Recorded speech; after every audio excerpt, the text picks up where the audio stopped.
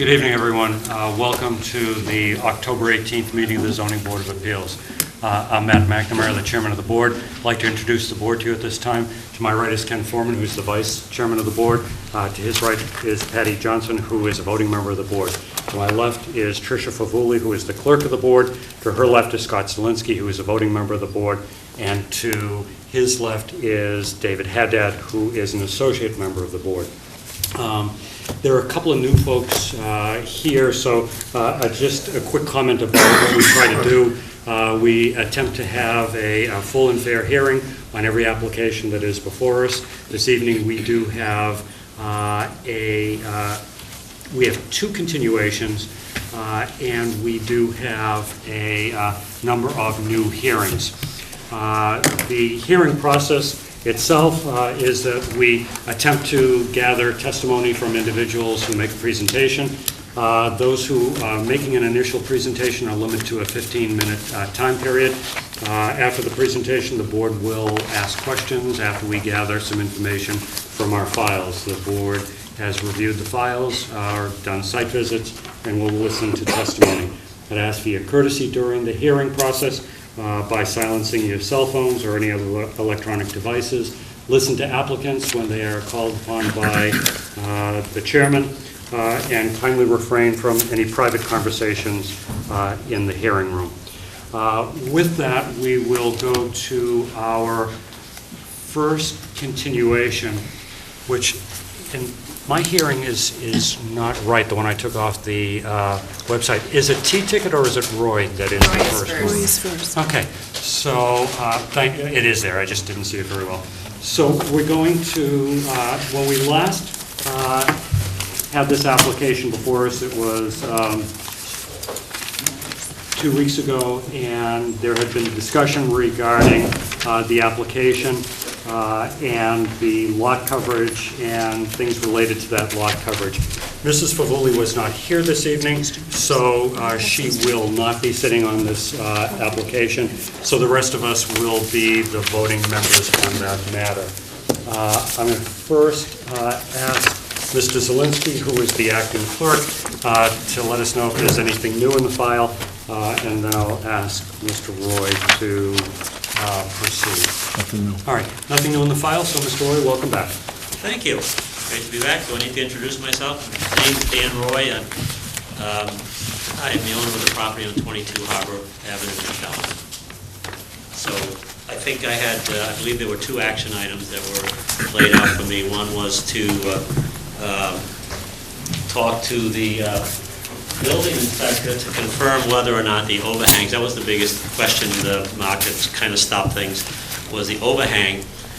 Did it, in fact, should it be included in the setback? So I've done that, and I have his letter here, which I don't know, Sri, whether you've given it to the board members. I didn't give them yours. I gave them Eladio's direct answer. Okay, all right. So And it is in the you've file seen it. as well. Should I read it, or Nope, would you? it's already in the file. Okay, good. The board has reviewed. And so the other action item was to show the plot plan, and then the third thing, I think folks said, well, don't go to the trouble of paying for a revised house plan, but I did that also just to show you what happens to the plan.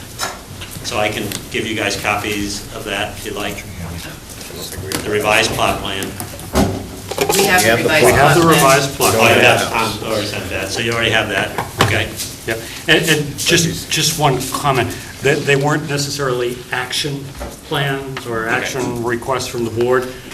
We left you with our discussion. Yeah. We certainly did want to find out about the 8th edition of the building code, which is there, but everything else was really up to you. Right. So the building inspector confirmed that the overhangs, if they don't exceed 2 feet, which they won't, do not count in the setback in lot coverage. So that's what I think the board now has a copy of his ruling, if you will, on that to clarify which one governs. If we have. Okay. So are there any other things that...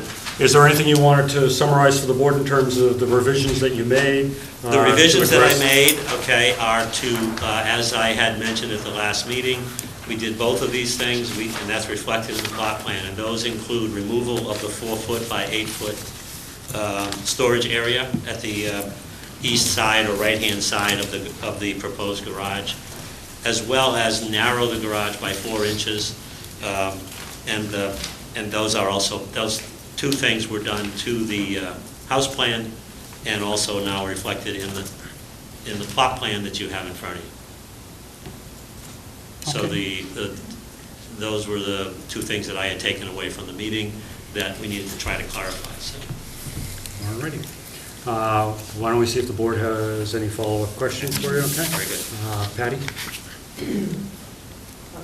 Can you tell me, I see what the new percent lot coverage is. And before you did these two things, what was the Yeah, lot? okay. Well, sorry, I should have mentioned that.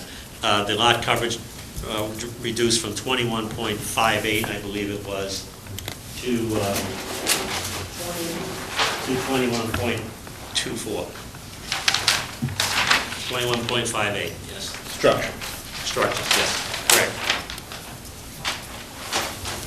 He says, That's total. Parking, paving, Total all the rest. 20. Yeah, the structures, correct. that's my only question. Ken? And in terms of the front yard setback, that remains the same? You Yes, sir. didn't move it back at all? Okay. It's hard to do because it pushes back on that east side line. Right. Anything else? That's it for a minute. Scott? Yes, sir. Mr. Roy, did you, when you went back, did you entertain twisting this house on this lot at all when you went back the last time? Did you? Yeah, I had actually done it in the original plans to try to see if what was practical. I mean, since the last No, time we no. spoke. Okay. Thank you, Mr. Chairman. Mr. Haddad? How you doing, Mr. Roy? Good. I can recall a few of the board members bringing up bulk as an issue. So with that, they mentioned tight setbacks on the sides and a wall of houses as you're driving down Harbor Ave. Did you give any other thoughts other than to take off the storage area and shrink it 4 inches? No, actually, I did the best I could in the beginning plans where rather than go 2 stories on the whole house, it's really only on the center part of the house is 2-story too. So there's only 1 story on the garage side and 1 story on the master bedroom. And that's really what we needed for the house plan frankly, to meet the passive house requirements. Believe it or not, you need a bigger house to make things pass criteria. It's as bizarre as that may sound. And they realize this, passive house people realize the insaneness of that statement, but it is true. You kind of need about 2,000 square feet in the house in order to make it work. And I remember you saying something regarding storage of lawnmowers and that sort of thing in one half of the garage, the 2-car garage. I was just wondering if you gave any thought to going to a 1-car, put the shed back in play, that sort of thing, maybe get better side setbacks. No, actually, I didn't think that was going to be a stickling point, frankly, from this side. Recall I wanted to have 1 stall for the electric vehicle and the other one for the long distance travels back to New Jersey. I was just more thinking along the lines, I just remember bulk being. Yeah. All right, no. Well, the thing that we tried to do right from the beginning was to do that because I had known that was a concern watching some of the hearings. So I tried to keep it to, as Tom mentioned, I could have made it 2 stories everywhere, but I didn't want to do that. I don't want a big house for one thing, I want a small house, All right, no further questions, thank you. Thanks, sir. Following up on the same line of questioning, Mr. Roy, but before I do, would you remind me about the solar panels? I know that you weren't intending to do them right away. You might do them later, but what part of the house were you putting the solar panels on? The second floor. The main part of the house? Yes, Okay. And if I remember correctly, you had said that part of the orientation was to be able to take advantage of the self-exposure for the... Absolutely, that's perfect. So, following up on the questions that just before you, in terms of alternate considerations, did you give consideration to putting a detached garage in the back of the yard? Or attaching it where the screen porch is? That was the way the architect had originally laid it out, Yep. but the problem is it didn't meet the, I can't remember what the problems were. The problem was a long driveway for one thing, because you had to go all the way around. And one of the things I'm trying to do with the driveway, candidly, is to let the sun melt the snow, because the way it's oriented now, it will do that for me. So I won't really need to, I don't think I'll need to shovel too much. I'm hoping, at my age, I'm too old for that, but, so I'm hoping that, whereas if I went around, it would then put it on the northern side, and I know I have a home now that has a northern side driveway, and it was just loaded with ice, and you can never get rid of it. So I like the idea of actually having it facing the south for that very reason. Okay. That's my only question. Sarita, did you have any follow-up questions? No, thank you. All right. Last time at the hearing, we did open it up for public comment. Is there anyone here that would like to make any comment on this particular application? Tom, anything additional that you would like to present? No, but not any additional, but to reinforce Tom, just for the idea of record. bulk. Just Yes, so- my name is Tom. Thank you. BSS Design. As Mr. Roy had mentioned about the bulk, the house, it's not a bigger lot, but the house next door is much bigger, 2.5 stories. This is only at its maximum 2, and they said that the sides are 1 story. It is less bulky than it could be, and I know they're here for a special permit. Push it back and everything, it could be 2.5 stories, and, much larger gross floor area than what he's proposing here. Just to reinforce that. Mr. Chairman, may I ask Tom one question? Sure, Scott. Hi, Tom. Hey, Tom, what is the overall elevation from mean grade once the solar panels are on? We talked about that, actually, I don't know if the solar panels. Main grade, you mean the elevation of the house, or the The overall height of the house at its highest? It's like 30, it's right around 33.6, roughly, right around there. Roughly.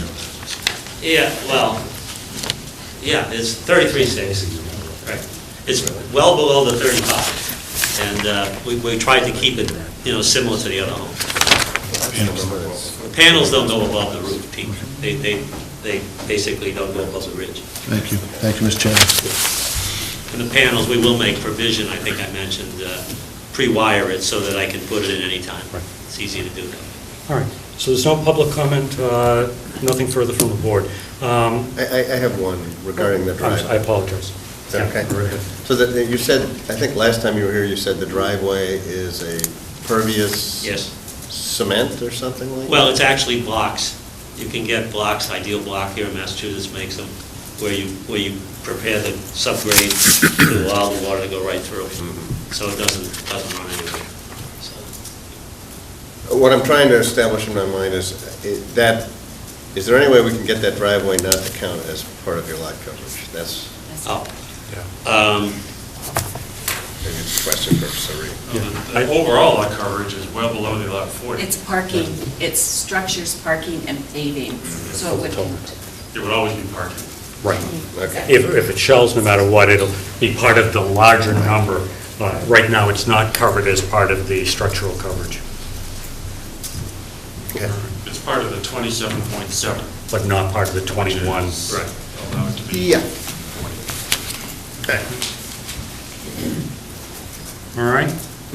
All right, let's revisit the discussion before we close this, because I know everyone's had a chance to, sit on this for, a couple of weeks and review the additional information.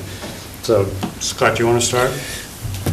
Yeah, personally, I think I got caught up in the green aspects of this as a point of, I don't know, it made me look at this differently, and it shouldn't have. We are tasked with the rules we're tasked with, and I just personally, You guys can sit down. I'm looking at this for what it is and taking the green aspect out of it. While it's commendable, it should have nothing to do with my decision personally. And I had made some comments that because of that, I should show him, or we should show him some special consideration, and no offense, but the fact that it's green should have no effect, while it's good, on our decision. Do you want to tell us where you are at this point? He's done what we asked him to do. or what we recommended. I have a little concern with the fact that he was unwilling to twist this on the property, but I tend to be in favor of it at the moment. Okay. Ken? I was in favor, each case we see of asking for a special permit to go about 20% is unique. We've always said that, and while it's not explicitly stated in the zoning, there is a reason for why it has the bulk that it does. That has to do with the soil and the orientation.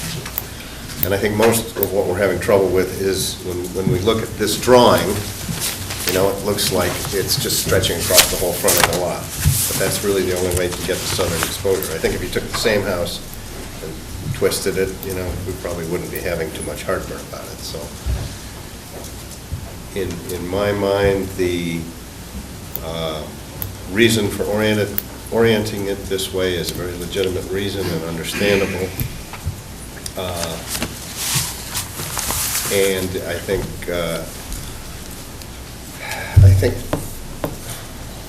Tom's made the point that there is a much larger house to the, east of it. I'm in favor. David? Like Scott, I applaud the Roys with the greenhouse. And I went by there a couple times since our last hearing with Mr. Roy. I like that house. I was looking at the other houses, and I keep going back to the bulk thing. That's why I was mentioning that. I think if he had bigger setbacks on the side, I wouldn't see, I think maybe even you mentioned a wall of houses. To me, it just looks like a lot of house going down there. I'd have to say with this proposed, I wouldn't be in favor of it. Patty?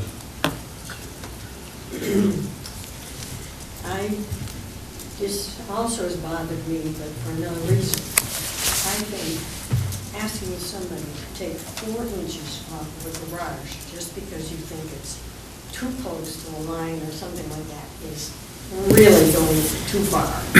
This board asking for that kind of thing. Taking the 4x8 thing was okay with me, but you're doing it for a reason that's, this is like almost 4 inches right here. It's ridiculous. Somebody can he can go and plant some great big bushes the whole way up here. So the argument that you all say, well, you can't see down the side. Well, you're looking at that like you're going to have the ability to look down the side forever. Well, you're not, because you can put, leaning cypress there, and they'll be up 25 feet in 3 years. So I don't share this big hang-up. And also even here as the word in the actual way it's written in the bylaw book. And I went to a dictionary and I went, tried to get a sense of what the planning board maybe meant when they put this bylaw in. And bulk isn't, proportion is, bulk is not. And yet, every time we have one of these hearings, we're talking about bulk. Proportion can mean bulk also, but I don't think it does. And I'll go for this. I look at each one individually too, but I also look at, quality of building, other issues. And this is not a huge house, not a big lot. There's a lot of there's a very big differential in the street, bigger new houses. This is an old one. Can't keep those old houses. So that's how I feel.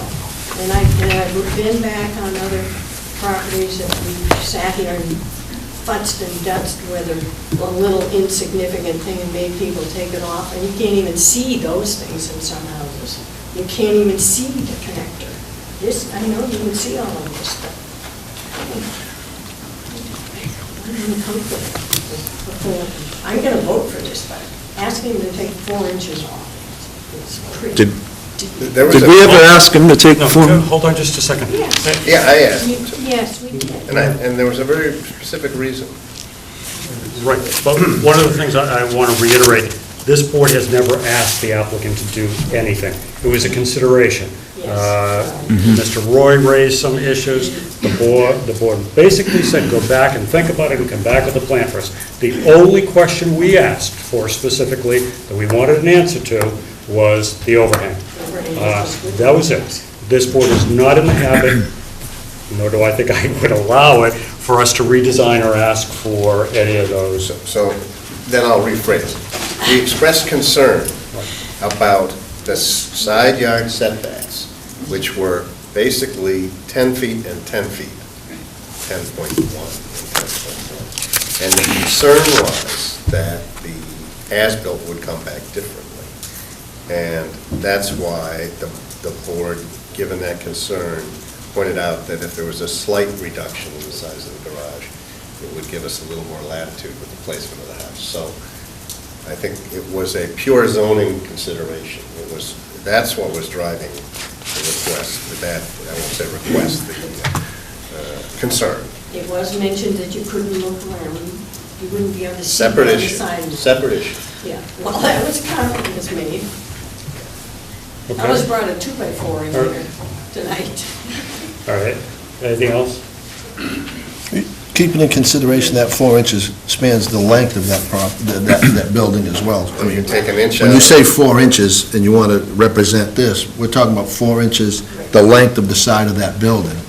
It adds up more than just a 4-inch block. So, I mean, I distinctly remember that conversation All right. about the setback issue. If I can try to share some things with you from my perspective, too. First of all, I think this is the perfect example of why a 5-member board is good for this town, because all of this diversity of view. I will say that, first of all, there is nothing in the zoning bylaw, I think picking up what Scott said, that gives credit for a green building or whatever. It might. We have a member of the planning board here this evening. Maybe the planning board will consider something about that. I don't know. On the other hand, what I will say to you from my own perspective is, having thought about this and looked at it, I am more convinced this is not an appropriate house for this lot. And I will also tell you that not only do we have to take into consideration 69E, and we've interpreted that to be bulk. That's our own policy. This board sat down and interpreted the bylaw and said, to benefit applicants, bulk is a consideration. So that's our own doing. It wasn't anyone else. But we also have 240, 216 to consider. And it's unfortunate that not everyone, when they're looking for a special permit, can get everything they want. And that's why I asked the question when you asked about the solar, and to place it on the southerly portion of the lot, the garage doesn't fit into it. My question was, could you put the garage, not everyone has to have an attached garage. Can you have a detached garage in the back? Could you put the garage where the sunroom is? The answer was, I want to be able to have the snow melt in my driveway. That's not, to me, a reason why you go to the point of saying, is it suitable for this lot or not?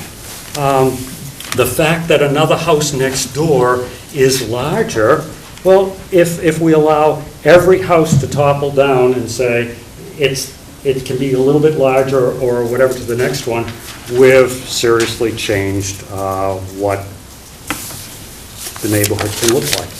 I honestly think that there are alternatives. And I hate to say I'm sorry, but to influence and say, well, it could be a 2.5-story house, that actually might look better than having something, as David put it, as a wall-to-wall row of houses. Having something that's 2 stories high, 2.5 stories high, might be a better situation.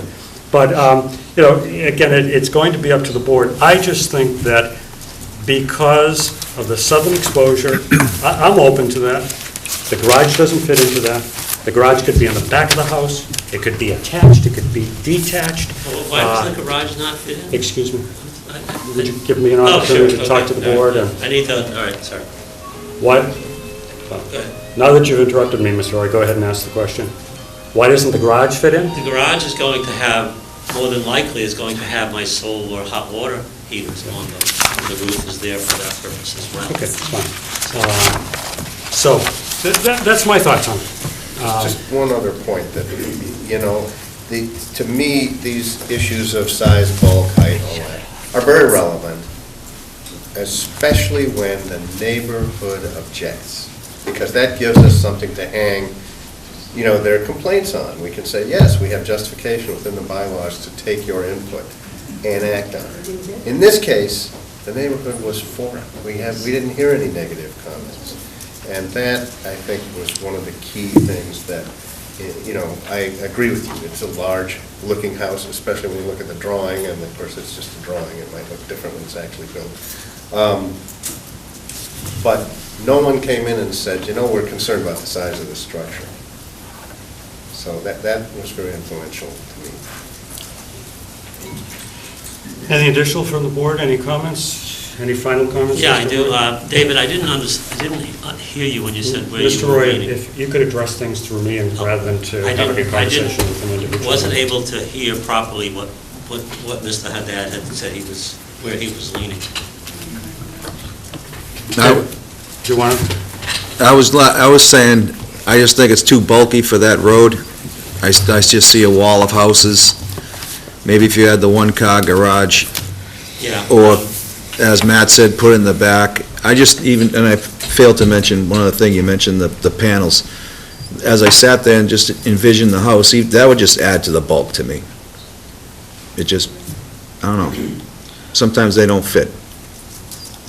Well, as the homeowner, I struggled with the concept of bulk. It's nowhere in the bylaws. I've looked everywhere to try to figure out what it even meant. I tried, unsuccessfully in my view, to really understand it. I don't get it. I still don't. And actually, when I went through, I watched the video of the hearing, and I thought we had, I actually recorded the time that this occurs in the video. It was stated that there were two issues that we'd like Mr. Roy to address. And I think those are almost the exact words that was used in the summary. Clarify the overhang measure relative to setback with the building inspector, which I did, and that turned out to not be an issue. The other one that was stated was, please redesign it. You're going to take the bump out and you're going to remove 4 inches so that we can increase the amount of space for setback. And then, actually, frankly, I can tell you exactly where it occurred. Mr. McNamara said it at 177, 20 seconds into the tape. It appears that there are a sufficient number of votes that will vote in favor if the above is done, after you had read those two things. So I had every reason to believe that I had answered, because you had polled them, and that basically that was the sense of the meeting. So I did everything I could to, and I'm just kind of blown away with this, frankly. So where do we, Well, the board. I just don't understand. I mean, it's like that's a moving target. What am I supposed to do? I mean, I'm struggling now because there's no words for bulk anywhere, and I think it's a... Did you get a copy of the policy, Mr. Roy? Yes. Okay. Yes, there's no word Did you have a about... conversation with our zoning administrator? I did. Okay. Yes. Then probably bulk was discussed. Yeah, but I don't on all of understand that. it. Okay. Explain Well, what it is. here's where we are, Mr. Roy.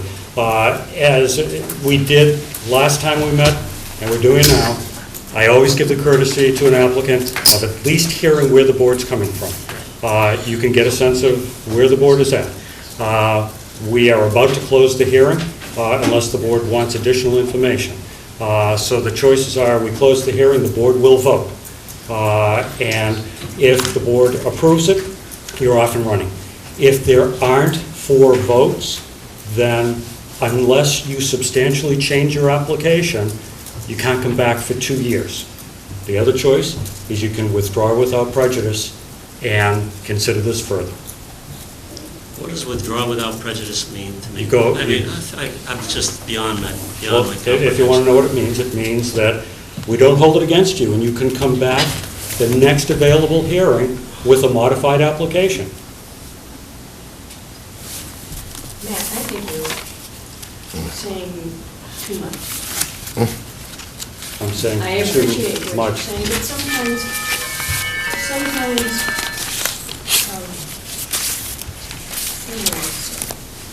maybe I won't say anymore. Okay? You know, you've heard a person applying here expressing his concern about a moving target, and now it's getting moving even more, and he is asking for clarification. I think Clarification on what, Patty? what.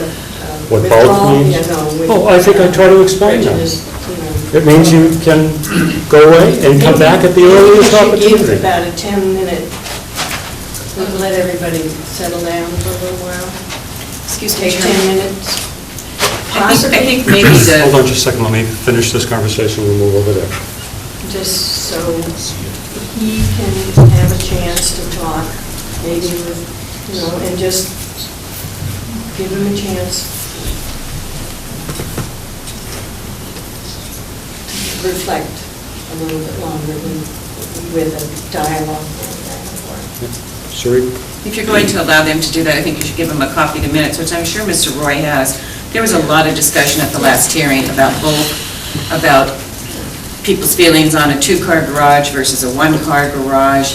The board discussed the issues that you just brought up with the 4 inches off the building. It's not something that they asked him to do, but he said he would do that, and the board said, when you come back with that, if you have any other things, there was a lot more than just the 4 inches. The board had discussed bulk quite a bit. I've discussed bulk quite a bit.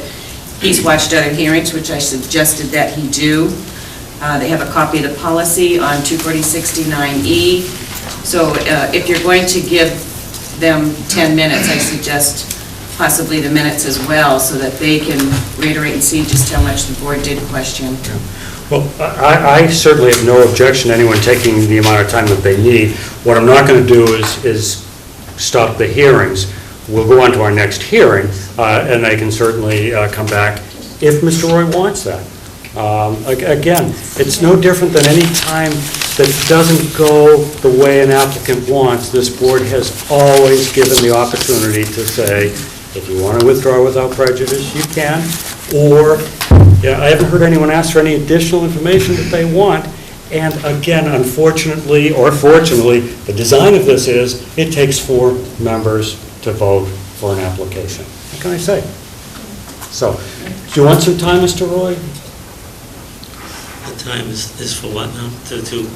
Mrs. Johnson was suggesting that perhaps you might want to take some time to reflect upon this, talk to your representative, and we can table this until the conclusion of the next hearing.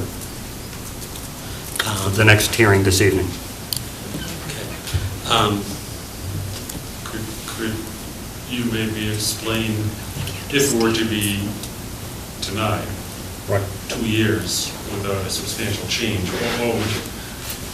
what would be considered a substantial change? The project itself has to be substantially changed. If one of the requests were dropped out of it, If one of, I'm sorry, I couldn't if hear one of you. the requests, say for the front yard setback, were dropped out of it, or kept the front yard setback but went down to 20%, I mean, how much is a substantial change? Well, obviously, if it went down to 20%, you wouldn't be worried about 69E, which is the largest issue that's been discussed.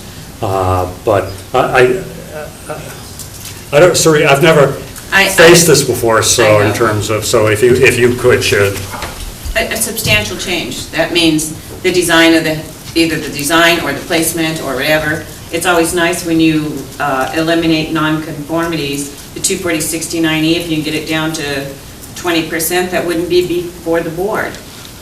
All right, I'll tell you what. I mean, this Can I, project can was I at make, 11.4. can I make the following suggestion? Excuse me. Since this is, Mr. Roy, yeah, Excuse me. Oh. Butter is talking. This project was at what, 11.5%, going up to, what was it, 20? 11.55 to 21.58, now it's down to 21.24. Yeah. So you're not far away, and that would eliminate that.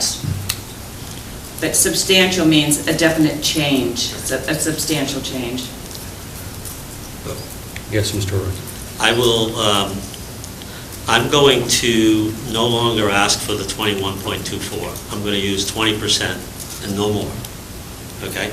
Does that solve the problem? There's no plan to prove that this board can approve. If you'd like to ask for a continuation and bring that back, that would be up to the board. I'm sorry, that was the chairman's.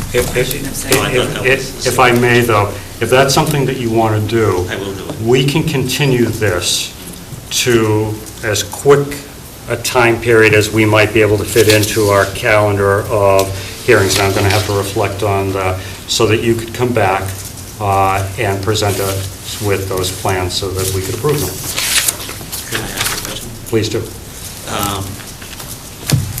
The plans would, I thought I heard that if we were at 20%, there'd be no need for the hearing. No, I said I didn't- it would not require 240-69E, which is more than the 20%.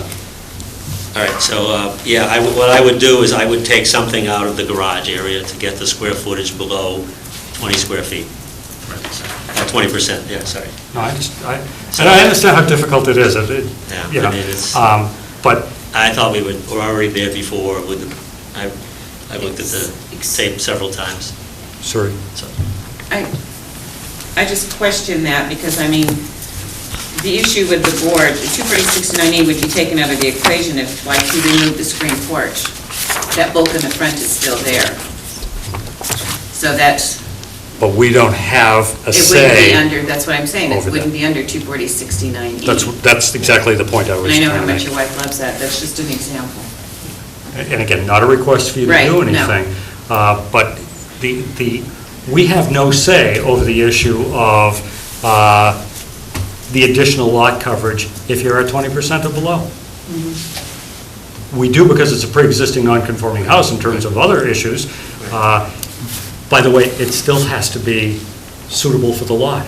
It still has to meet all the requirements of 240-216, which talk about the adequacy of the site, the suitability of the site, et cetera. And, you know, again, and I know that you've spent a lot of time in our office, and the resource that the board offers the public is our zoning administrator. And I think to be able to sit down with our zoning administrator and discuss the options, to look at those things, she can't tell you how the board is going to decide. The board doesn't know how it's going to decide until it's heard all of the testimony and all of the information. And that's what you saw tonight. You know, after all of it was in, you've heard the way the board came down. So that's the resource that I'd like to ask you to take advantage of. yeah, fair enough. I travel from New Jersey. It's a 4.5-hour drive every time I do this, but, you know, that's okay. I mean, and I understand that this is the right process. I mean, this is the appropriate thing to do for any town, really. I understand all that. What I'm going to request is that since this would be the fourth time I've come in for a hearing, the first one was canceled, but it was... This is the second hearing that we've had. Yeah, it's this, right. Yeah, the first one we had no The control. next because one would be the elections. fourth one, is what I'm saying, for me, because I came down, I had booked the place and everything, and then the... You didn't come down on the 6th, did you? Yeah, I did. Yeah, because we found out later the town clerk... And Sari had called me, contacted us. she was apologetic and all, but I had already booked the place, So, so... Who knew Massachusetts was going to hold elections on a Thursday? Right. so your suggestion is what, Mr. Could I request this? With this work, I can guarantee you that I can show Sari that I will be at 20% coverage. All I'm going to do is cut some stuff out of the garage. I mean, She can't substitute for the board. there's no Let him finish administrator. his request. I'm requesting that if I can illustrate to her, would that make the board sufficient that because I really do want to avoid going through trying to guess again what I should do, because I will bring it down to 20%. I will commit to that. And I know how to do this. I mean, I'm a mechanical engineer, so I know how to do it. We can bring it down, and it'll beat the 20%. It will not exceed 20%. Are you requesting that the board vote favorably tonight and let... Based on that understanding. No, unfortunately, Is the that board doable? cannot do that. But he could submit the changes that he's saying, and then we can have a hearing, but he doesn't have to come to, right? He could choose not to come Well, to a he hearing does. if he doesn't want to. He won't have the benefit of our asking the questions, and I would certainly never recommend that to an applicant to not come to a hearing that shows some substantial changes that the board might have questions of, unless he's represented by somebody that could do that. But if where I thought you were going is, could the board vote favorably for something they haven't seen? No, it can't. What they haven't seen would be, I would reduce the square footage in the back area there, so that it wouldn't exceed the 20%. No. The board cannot do that. Okay? There's not a way of separating it. There's not a way of separating the two requests. We have a front yard setback and a coverage issue. Withdraw the request for the excess coverage. Just say, can you vote on the setback issue? No, there are no plans before us. Well, as a registered land surveyor, you know that we have to rely on your stamped plans in terms of what the coverage is. So, no, I don't think this board has ever done that. Well, you would rely on, if it went over 20%, it would be a violation of zoning. Goes out of line at that point. If I can, we just need to wrap this up. The answer is no to both of the requests, and what I am willing to do is ask our zoning administrator, when's the next possible time we can get this in, and see if you can get us the information and we can advance with that hearing so that we can be prepared. Okay? Sri? What date did you want to? I know that we were talking about moving things to the first, I don't know. Okay. Is everything else with the board okay? Because if they bring it down to 20%, it should be a fairly brief. Could I? Tom has a great Can I idea. suggest one thing? Table it till after one of these meetings, we'll be back in an hour with a new plan, How about at the end? Because or the end. we don't have to. That would be awesome. if I we could do have that. suggested that earlier based on Mrs. Johnson's suggestion. So he's willing to do it, Yeah, so what? so, Motion to table. wait a second. I can't tell you what time it will be. I don't get this midnight, trust me. Well, but we do. It won't be midnight, trust us. If the I'll be here. This board ends at 9:30. Why don't we say, Unless it, Because I Tom can think we go should back. say motion to table until 9:25. Continue. You have to continue it, not Continue? table it. And Tom, you've got a TV at your office, you'll be able to watch us when Duffy comes on, that's We don't watch TV in the office. all right. I do think it's a good suggestion because it's not out of the scope of the notice that went out to all the butters. If anything, it is less of a requirement. So what time do you want to? I would just say, make a motion to continue to the end of the hearings this evening. All right, is there a motion to that, Ken? So moved. I'll second it. All right, Mr. Foreman, Mr. Zelinski, all those in favor? I was going to say 9:25. You can't be time specific, because then we have to stop everything and reopen it, so just say following the normal public hearing. If we, Following our public hearings, but before our open meeting agenda, okay? yeah. So we can be back in an hour. Tom's going to That's make great. some plan. All right. Okay? All those in favor say aye. Aye. Opposed? This will be continued until some point later this evening. Thank you, sir. Thank you. All right. Nothing. Just that plan. Our next continued hearing,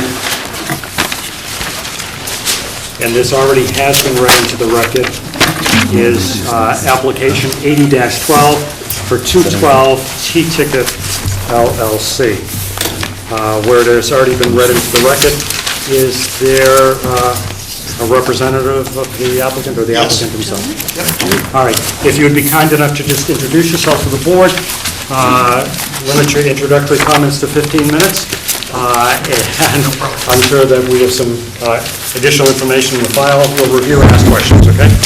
Thank you. Good evening, everybody. My name is Jim Frizzoco. I'm one of the managing members of the LLC, and we are here tonight just to talk about adjusting the license that we have on the property to sell used cars.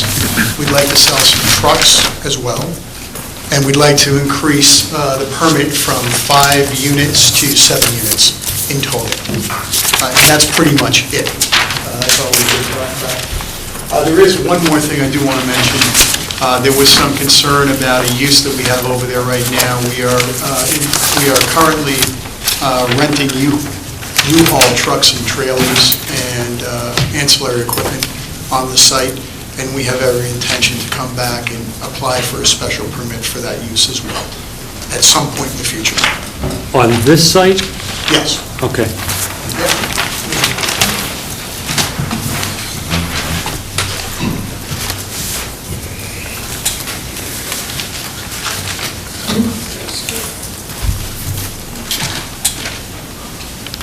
So as you're putting that up, Mr. Frizzoco, the technical is modification of your special permit.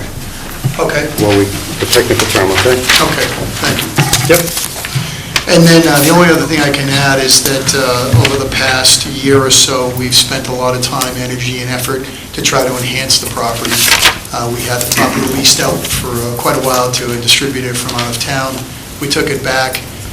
We, re-landscaped the place. We fixed up the building, really tried to clean up the property so that it would look a little bit better to, obviously, the townspeople, and also really do more to really service customers that would like to use the station to buy gasoline, to get their cars repaired. So we spent a lot of time on that. We fixed up the back. There's a piece of land that we owned in the back that had an old car wash containment system. We took that out. So we cleaned up the property completely, re-leveled it. So it's in very good shape for everything that we're trying to do there right now, which is just sell gas and oil and diesel fuel, repair cars and trucks, and rent U-Hauls and trailers. That's all we're doing right now, and the addition here is we're going to just restart the selling of cars, which we think there is a need in the town to go out and get good quality used vehicles, 5 to 7 years old, primarily Honda branded cars. And that's it. That's all we're going to do. Anything else? No, that's about it. Okay. What I'm going to do is ask the clerk to review the referrals from town departments and any correspondence that we might have. No comment from planning, no comment from natural resources, no comment from Board of Health, engineering. No alterations are proposed to the right-of-way. Any changes with the right-of-way would require a filing with Mass Highway Division. And Conservation has no comment, and there is no correspondence, other than a memo to the file from Surrey regarding the U-Haul.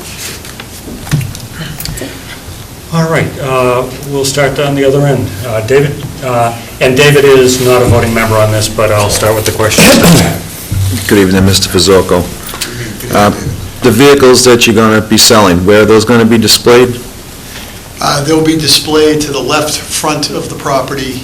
There's spaces that we've created towards the left side of the property that's adjacent to the plaza. There's 7 spaces there in total right now, so we'll put some there and we'll put some in the back. We're going to start this. This is something that we're going to start up very carefully. We're probably going to start with a couple of vehicles, and then as the demand builds, we'll build it out a bit. But it's not something, if I got an approval today, there won't be 7 cars there tomorrow. This is something we'll start with 1 or 2 vehicles, and it's really ancillary to what our primary business, which is really selling retail gas and oil. It's just an additional product to help us create some additional revenue for the site. It is expensive to be in that business. And I noticed there's a handicap spot at the one of those 7. Is that staying there? That is staying there. That is not going anywhere. And you mentioned truck sales. What size truck? You talking pickups, 10-wheeler? Could be pickups, as being part of a distributor of U-Haul products. From time to time, if they have a vehicle that they're taking out of their fleet they give the distributor opportunities to try to sell in the local market. And they supply, they provide the capital. We don't have to put capital into that. You just put it on your property. If you can procure a buyer, they give you a commission on it. So it would be 1 or 2 trucks. Those would be in the back. Those So it could be a sales- box vehicle, could be a 10-wheeler. That's right. Could be a box vehicle, could be a 10-wheeler, but those trucks are in big demand all over the country. We have a hard enough time trying to get those vehicles at our location as it is. So there's a lot of demand for those big trucks. Could be a small box trailer, or it could be a van. Could be one of their old vans. That's about it, though. And just one other thing, hours of operation, would that be in conjunction with while the gas station's open, or? Yes, that's it. And those hours are? The hours right now are 6 to 9 p.m. at night, Monday through Saturday. Those are off-season hours in the summertime, which we consider the season in the summer to be Memorial Day to Labor Day. The hours extend to 10 o'clock at night. And on Sundays, I think we open at 7 o'clock and we run till 9 o'clock or 10 o'clock. So sales would be with The those sales, hours? in conjunction, but I wouldn't imagine that any selling of any vehicles would be going on earlier than, say, 9 in the morning, until probably 5 o'clock at night, tops. No one's going to be selling cars. So the car sales, to clarify, would probably go from 8:30 to 5, Monday through Saturday. There'd be no selling of vehicles on a Sunday. All right, thank you very much. Okay. Thank you. Thanks. Could I ask clarification? Please do, sir. I'm sorry, Mr. Pizzoco, what were the hours on Sunday? I missed that. None for the... No gas, sales. 7 a.m. till 9 o'clock at Okay, night. thank you. That's for the gas, Right, gasoline. right. Thank you. No car sales on the Sunday. Right. Scott? How you doing, Mr. Fazell? Hi. On my site visit, I noticed that there was on the back lot, there were a couple things that got my attention. Yep. Is there any car washing going on in the back lot now? No, there's no car washing going on in the back lot. The only car washing that's going on there now would be any cars that we purchased at auction that needed to be prepped for sale. That's it. There was, in the summertime, we were washing cars for retail customers. All that water was being retained in a containment device, and it was being shipped out and stored. There's nothing being dumped in that property or drained on that property that has anything to do with the car wash business. No dismantling being done back there? I saw there was a No, junk, absolutely big not. Ford SUV No way, back there? No. All the repairs of cars, there's absolutely no body work being done anywhere on the property. All the repairs of cars are being done in bays contained inside the building. We're very strict about that. We have a very good tenant. That business runs independent of our business that is really just selling of gas and oil. But he's a very good tenant. He's been there for a while, and we have direct control over everything that's going on at that property now, which we didn't have in the past, which is a big change. We Okay. had a distributor that was in there in a triple net lease, and we didn't have control. We do now. So we're comfortable with what's happening. And there also seemed to be access from Figueroa Way into that back lot. Yep, that's right. We don't use it for anything. It really was emergency access, really for police, fire, if in the event, everything related to the U-Haul business is running through the front of the property. We have a special lane set up, it's designated, so people come in, they do the paperwork that's necessary to get a trailer. The trailers are all parked in the back, they come right out from the front, they go right out through the front parking lot, right out on the 28. They do not go onto Figueroa Way.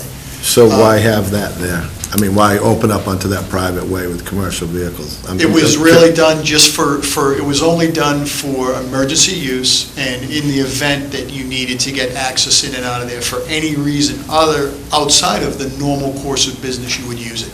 It doesn't have to, we could probably chain it. I mean, I'm just asking. Yeah, it was just done for emergency use, really, that's it. Thank you, Mr. Chairman. Thank you. Do you know how many cars you have there right now, today? Today, for sale, On your whole lot? on the whole lot. Yeah. I would say probably 5 or 6 vehicles that are parked. Are you talking about trailers or cars for repair? I'm talking about all the cars that are lined up on the left-hand side, Right. and all the cars that are lined up against the car wash end of the building. Right. And behind the building. Okay. I want to say there's no trucks there right now for U-Haul. I'll tell you that there's probably 3 or 4 trailers that can be rented out. Those are towards the back of the property. And then I would probably say, and I'm going purely off memory, this is kind of a test, but that's okay. I would say there's probably 6 vehicles that are in the process of being repaired during the day, and a lot of those vehicles go. They don't stay overnight. They're in, out, they're repaired. So we've asked the tenant to park everything that's being repaired behind the building to that side, away from, figure it away, between other property that we own. We keep it behind so it's not an eyesore. And those go in and out during the day. So there might be 5 or 6 cars there during the day, they repair them, and they're gone. The customer comes in, pays, and they're out. And generally, there's It just looks today, and I've been there a couple of times. Yep, You've got your cars for sale, they've got cars that they are doing repairs on. It looks like a junkyard is what it looks like right now. If somebody went there right now, I was there at 10:05. That's what it looks like. The appearance is that it's a junkyard. No, You've that's got your- troubling. Yeah, Very well, troubling. it's. We don't want that. And I'm sure that you don't, but that's the appearance. There's so much going on in that small area. The other thing I have a concern with is your last 2 spots, closest to 28. right. Is a major distraction coming out of your lot next door where Dunkin' Donuts is. Okay, when you say It's distraction, in a what respect? distraction for anybody that's waiting to pull out into 28 for clear sight. I think it's very, very dangerous for Okay, those 2. It would make a lot more sense Mhm. to take those first 2 spots and jig them back and put them Okay. and move them back. I just think you're just asking for an accident there with traffic in and out on the other lot into yours. I think it's a danger. okay. We so- certainly would be amenable to something like that. No, I'm just saying that would be, as a question, is that something that you could take and just move your rows back further, okay? And the cars that are along the car wash there, those are for service repairs. Those are service repairs. Service repairs, okay, That's all those fine. are. And then where you've got the vacuums there was a U-Haul van and another car. Is that employee parking there? Where are you going to have your employees parking? The employees park in the back. In the back, The okay. van is there just so people, we don't really have any other signage other than what's inside the window of the building. It says that we're a U-Haul Yeah. distributor. So we put that van there As to the there. right, just so people could see it. Okay. The employees park in the back, and there's an extra space there that's extra wide. That's for people that are using the vacuum system. All right. But the employees would be in the back. And we Okay. have a lot of property along that side there that we could partition off, and we could do something to, absolutely make sure that it doesn't look like a junkyard. Right. We don't want it to look like a junkyard. Okay. So we're with you there. Okay, thank you. Ken? So currently you have parcel 11 and you have this lot A? Yes. But they're separate lots? That's right. But in one ownership? Yes, yes, Any consideration to putting them together? we absolutely are. Oh, yeah. We are definitely going to do that at some point in time. Ultimately, there's some other things that will be done on this property at some point in time, and we were planning on doing it in one shot, one project. That building is an older building, so at some point in time, we have a lot of land back here, we may do something with it. Well, I would echo Trish's comments that perhaps not a junkyard, that might have been a little harsh, but... Yeah, that's what it looked like. But it was very congested, and of course, you haven't had site plan review yet, is that correct? And he's not going to. There's no site plan review on this? No. No. Okay, so then what troubles me is the base, yes, I'll get to a question. The circulation and to, in my runaround, it just didn't look like there was a clear line of sight and a clear way for everyone to get around. So I'm wondering if you might consider sort of revising the parking layout and, how, making it, I completely agree with Trish, these 2 end parking spots, I think they're supposed to be a setback from your property line from Route 28. For parking, these folks will be backing up right into the into the entryway there. Would you actually sub- Is it 15 feet?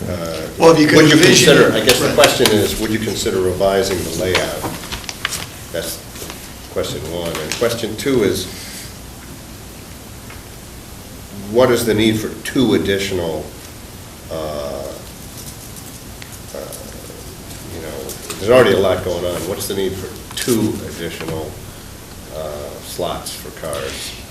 Purely much turnover. the opportunity to do business. If it really takes off the way we expect it to, it would be nice to be able to have more choice. So, you can have a Civic, you can have an Accord, you can have a CR-V there, so it's really just about choice. Maybe you can have a pickup, you're trying to offer the public an opportunity to do business with you.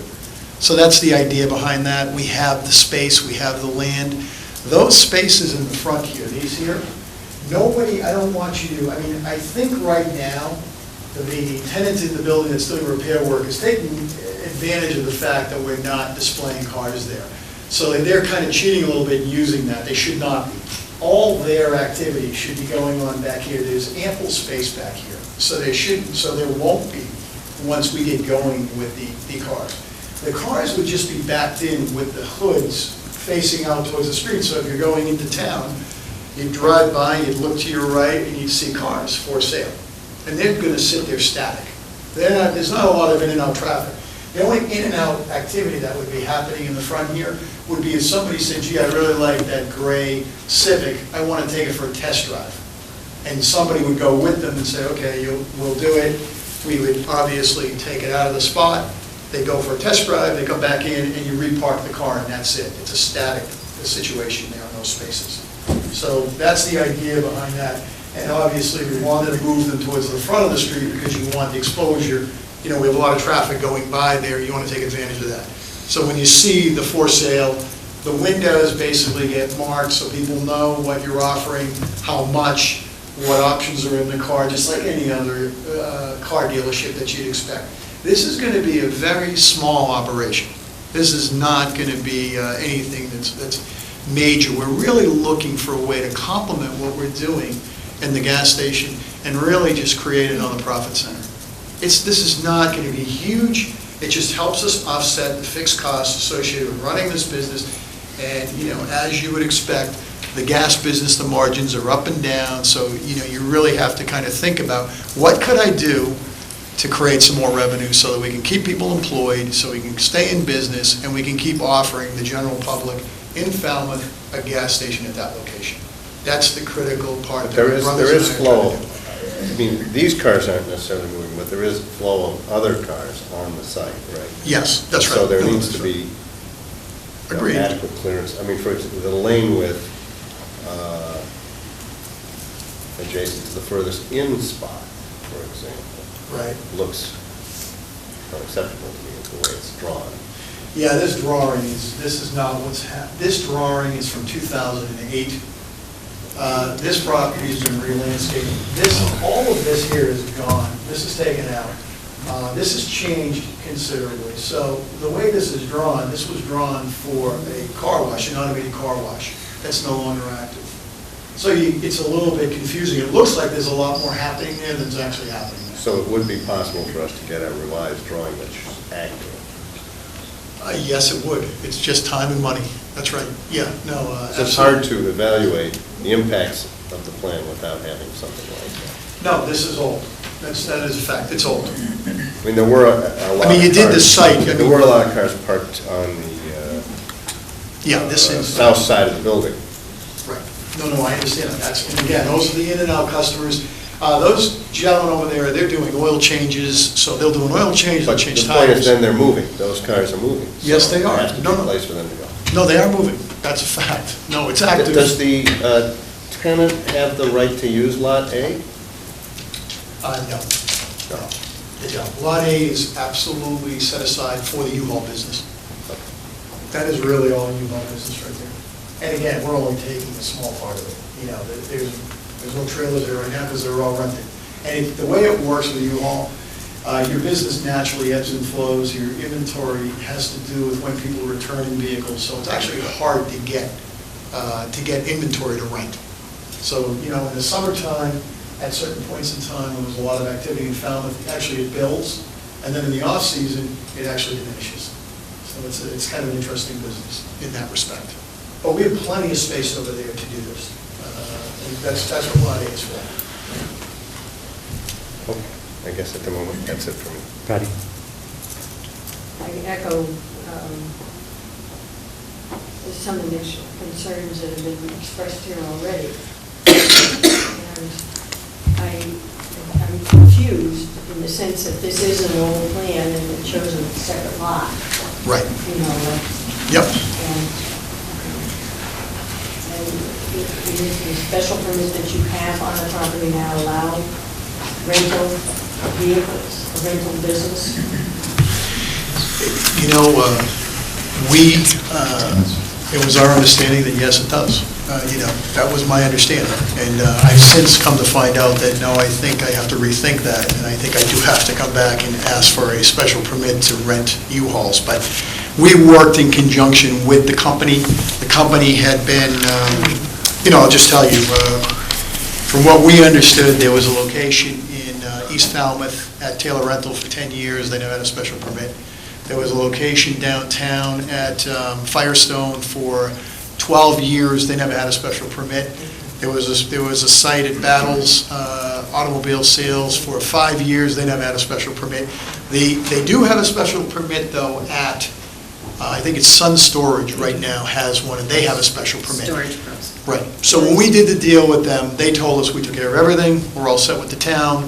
We've spoken to everybody. So we said, okay, this is your baby. You know, we're in essence renting them the spot, if you want to think of it So that way. it's not part of this decision? No, it's not. Absolutely, I didn't know the questions are coming about the U-Haul. Yeah, U-Haul has nothing to do with tonight. Tonight is strictly about this concept of selling, say, a couple of used cars. That's right. You know, and we're talking going from 5 to 7, which, you know, we definitely have space for it. And like I said, I don't anticipate going to 7, you know, in the next 2 months. I certainly don't. Who knows, maybe in July there could be 7 cars there when there's, you know, 80,000 people in town and the demand is there, you know, and you could actually try to move the cars to a better and wider audience of people. Until I really see a plan, I don't have any more questions. Okay. Mr. Chairman, sure. Mr. Vizzoco, how many separate entities are working off this property right now that aren't under your control? Just one. Everything else is under our control, just one. It's called M&M Auto Repair. So the car sales and the rental will All be... done under Sentinel Gas and Oil. The company is called Sentinel Gas and Oil. My brothers and I own that company. The property 212 is owned by a separate LLC. That has nothing to do with that. So there's just one business of repairing vehicles that is a tenant of ours, a tenant of 212 LLC, paying rent to 212 LLC that's in that building doing their thing, which we are overseeing to a degree. I mean, we work very closely with the people in there. That's a separate business. But obviously, we've given them stipulations, and they know under our lease some rules and regulations that we have for them to be there, and they're very good. They're very careful about it. So how many separate businesses, I guess is the question, are going to be run off this property if this goes through? You'll have, well, they'll be all part of the same business. They'll just be different kind of entities within the business. So all I'm saying is you'll have Sentinel Gas and Oil, which will sell gas and oil and diesel fuel, and Sentinel will sell cars and trucks. That's one business. The U-Haul is done under Sentinel. That's under that business. So Sentinel is selling gas and oil, it's renting U-Haul trucks and trailers, and it's selling used cars and trucks. That's Sentinel. And then the gentlemen that are our tenants, M&M Auto Repair, they repair cars and trucks, and that's inside the building. So if you think about it, everything they're doing is inside the building. Everything we're doing is outside the building, and we have ample office space. So you might say to me, well, where are you going to negotiate sales? We have a building, an office building adjacent that we plan to close sales at, which we can do, and, you know, that'll work out perfectly for us. And one more. Yep. when you come back with a new plan, I anticipate that you make adjustments on it for the larger vehicles in those spaces to be sold, right? I mean, because you know that a 24-foot box truck isn't going to fit in an 8-foot space. Trucks will never be sold up front. That'll just be reserved for cars. So where will they be sold? So in the back here. They'll be sitting in the back here, if there's going to be any. There's not going to be, we're talking about 1 or 2 trucks. The trucks are there, trucks are stored there now that you're renting. But not for sale. But not for sale, that's right. So there could be a truck that would be along this line here, so there might be, driving by, you might see a truck that says for sale in the winter, some type of display that lets a person know driving by that truck's for sale. They would never be here. What'll be here would be a Honda Civic, a Honda Accord, something like that. A very small passenger vehicle would be here. I wouldn't even anticipate having a pickup truck there, or something like that. A pickup truck would probably be over here as well. Okay. Thank you. We're talking about 5 to 7 vehicles at any one time. But we're also talking about commercial vehicles too, which are large. Agreed. No, you're right. And that's where I'm trying to I got you. get the That would separation be- on that. That would be back here. Okay. Thank you, Mr. Chairman. Thank you, Mr. Stoker. Tricia. Okay, you just expand it further. You want to park the cars for sale, 5 to 7 cars in those marked spots. Right. Now, you just said if you had a bigger vehicle, you're going to move it to the rear, to the next lot, which is Lot 1A. Yeah, that's right. Absolutely. So you want a permit for used cars on Lot 12, Okay. which is... It's a combination of 11 and 12. Well, no, 11 and 12. 11 and 12, right? 11. Okay, 11 and 12, but you're saying if you had a big box truck that didn't fit in the front space, where are you going to put the big box truck for sale? Would be over on Lot A, in the back of the property. But Lot A is not in front of us for car sales tonight. Sure it is. It is? Yes. No.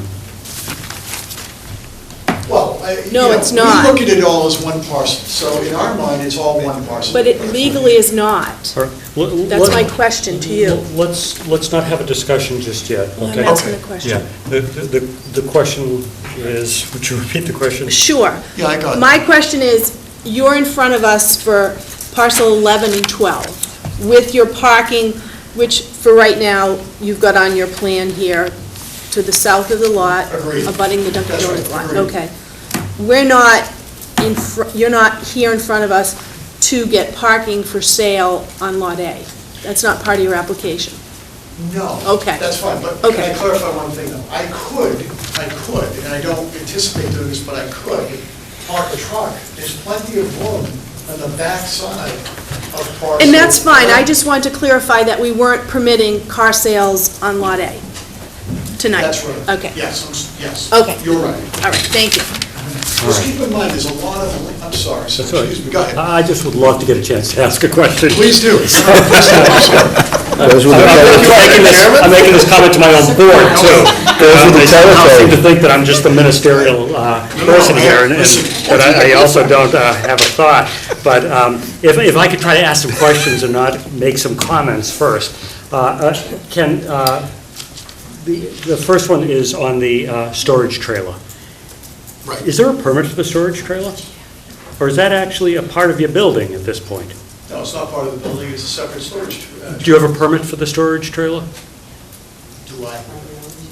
Is there a permit on the, I know you were going to check with the Yeah, the building building department. department was checking on it.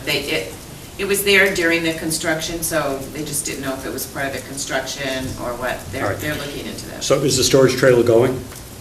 No, that storage trailer, there's been a storage trailer there on that property for probably 17 years. Behind that building, there was a storage trailer there for years. We moved it when we did the construction, and we put it They back. acknowledged it, the building department. Yeah. Yeah, no, there's always been a It's- storage So, trailer. calm down. No, I'm Just fine. asking a simple question. No, I'm fine. It shows storage trailer as a separate box there. I'm just trying to get down I'm sorry. to the answer. The building department said that they would deal with it, and I haven't heard back from them, so that's All right. So as of right now, it's That's Um, their thing. Are you planning to abandon the retail car wash? Yes, Okay. yes, we are. The rest of my questions are probably going to relate to the parking, okay? I like, and it's difficult, you've already acknowledged that this is a 2008 plan, it's not what is there. Where are the cars for sale going to be parked? We were planning on putting them on front here. And how many spaces are there now? 7. Take out 1 for handicap, 6. 6 spaces right now. And of course, you wouldn't park a car for sale in the handicap spot, would you? No, absolutely So that not. leaves how many spaces available for cars as it's lined right now? 6. 6. Okay. Now, here- I- I'm sorry. Go ahead. Well, Six. it's your answer, but I counted 5 spaces handicapped and the lined spot for the handicapped accessible. So would you kindly, No, you know, you're right, because the handicap space, when we put it in, took up 2 spaces. Excuse me, there's 5 spaces. There's 5 spaces right now with the handicap space, the way it's built. Okay. So there's 5 for cars. Excuse me. to the west of the building, Yes. how many spaces do you count there for what you're calling the repairs that are pending? You can easily park, I want to say you can park 7 to 10 vehicles along that side of the building, behind the building, not to the front. None of those vehicles will impede the flow of gas customers. That's important. No, So- my simple question is, to the west of the building, Are we how many here- Are we spaces? here or here? to the left, the west. This side here, excuse me, I'm a little confused. That's all right. You're right. How That's many the west side. spaces there? I want to say 7 to 10. Okay. They're not delineated though, that's the thing, that's why you got me, they're not, if you went there, they're not striped right now. Correct.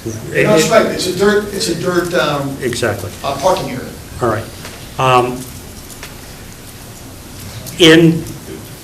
So you're saying 7 to 10? Right, for a space. customers that are getting their cars repaired. Right. Where would a customer who's interested in buying a car Right. park? There's spaces on this side over here. There's parking spaces here right now for a customer who's interested in buying a car. There's 1, 2, 3 spaces there now. On the easterly side of the building, in front of Lot A. Okay, 3 spaces, a little island, the vacuum, and how many spaces in front of the vacuum? There's one large space in front of the vacuum, right now.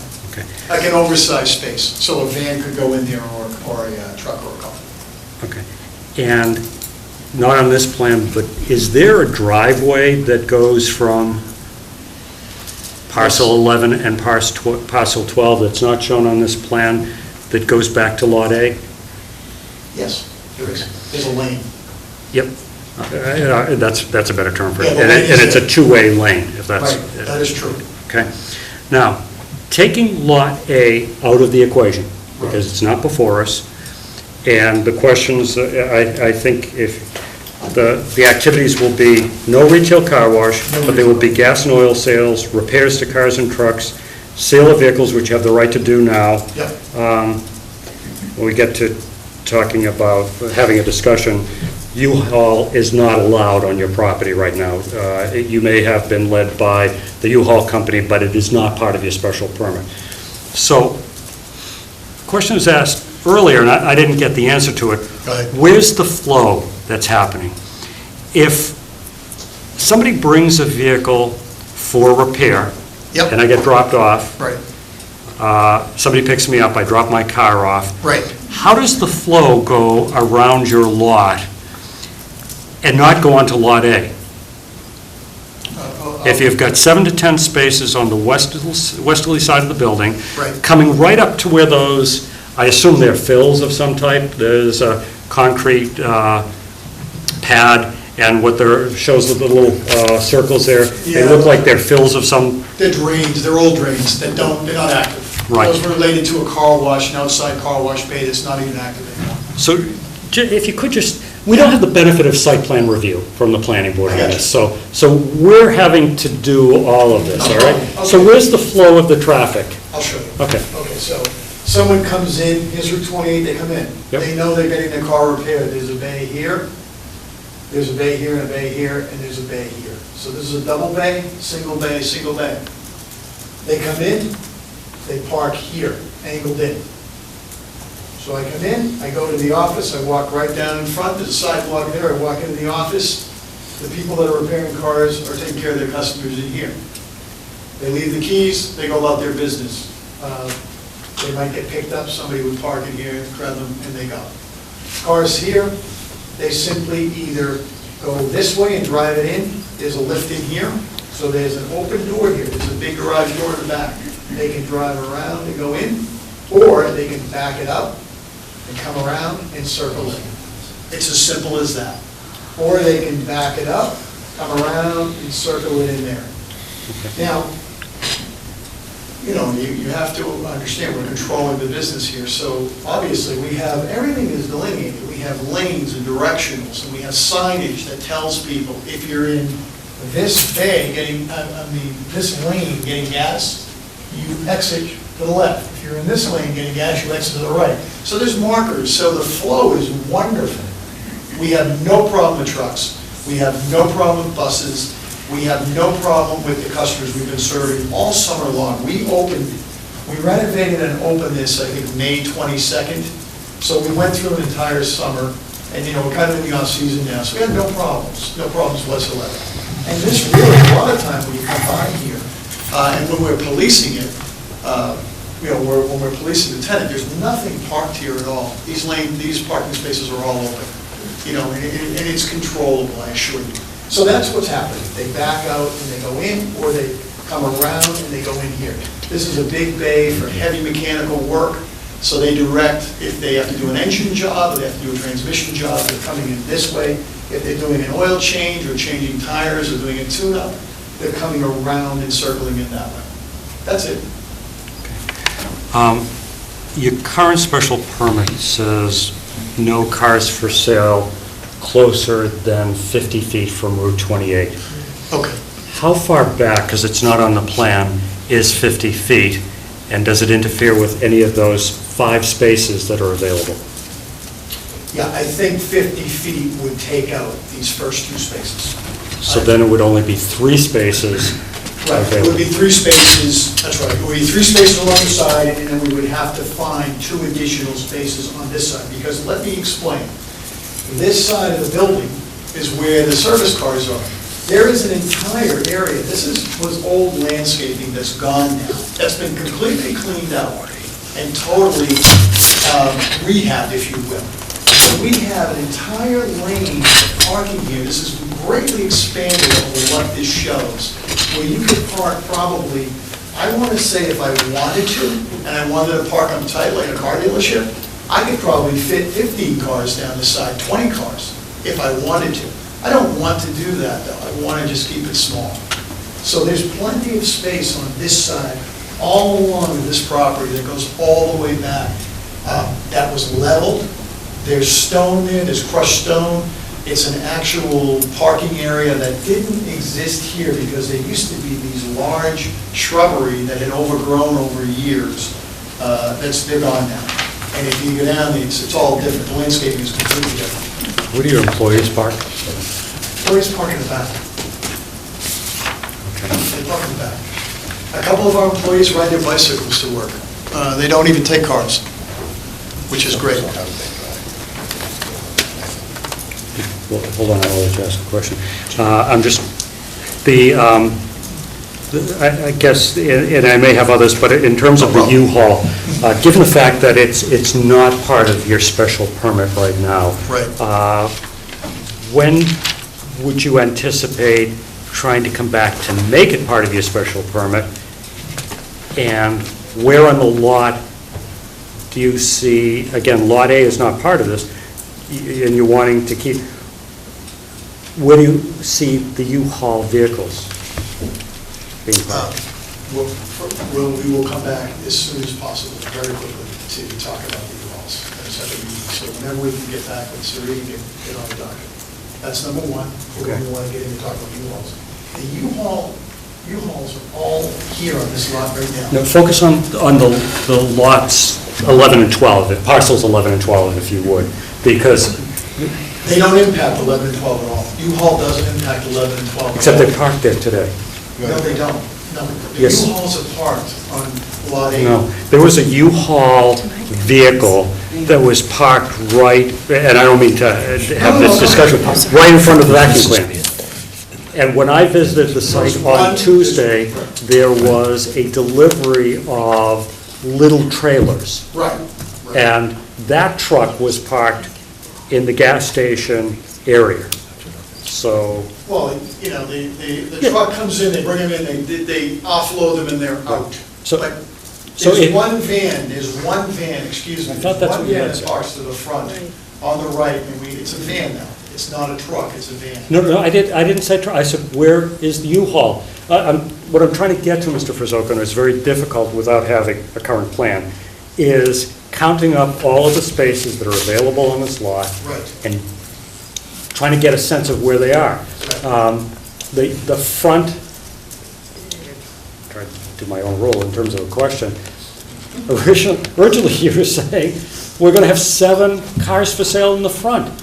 And we just got down to that there are 3 available spaces.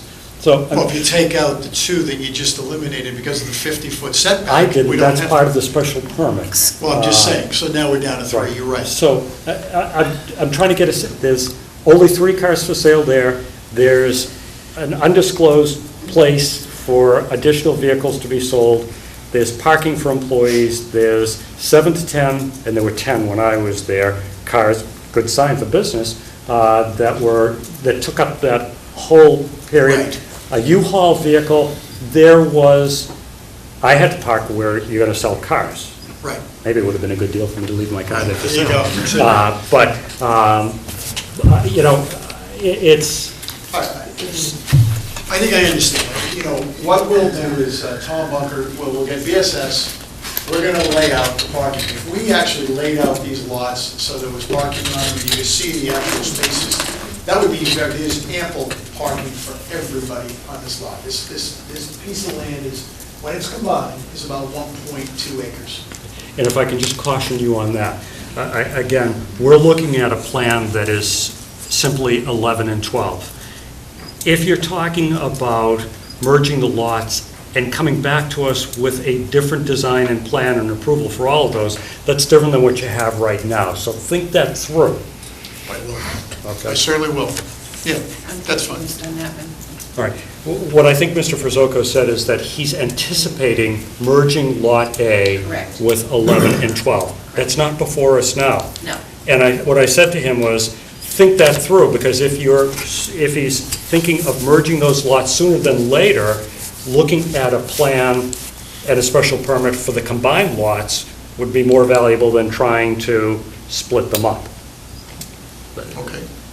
He decided, still didn't make myself clear. All right, I'm through with my questions for now. You had an additional Well, question.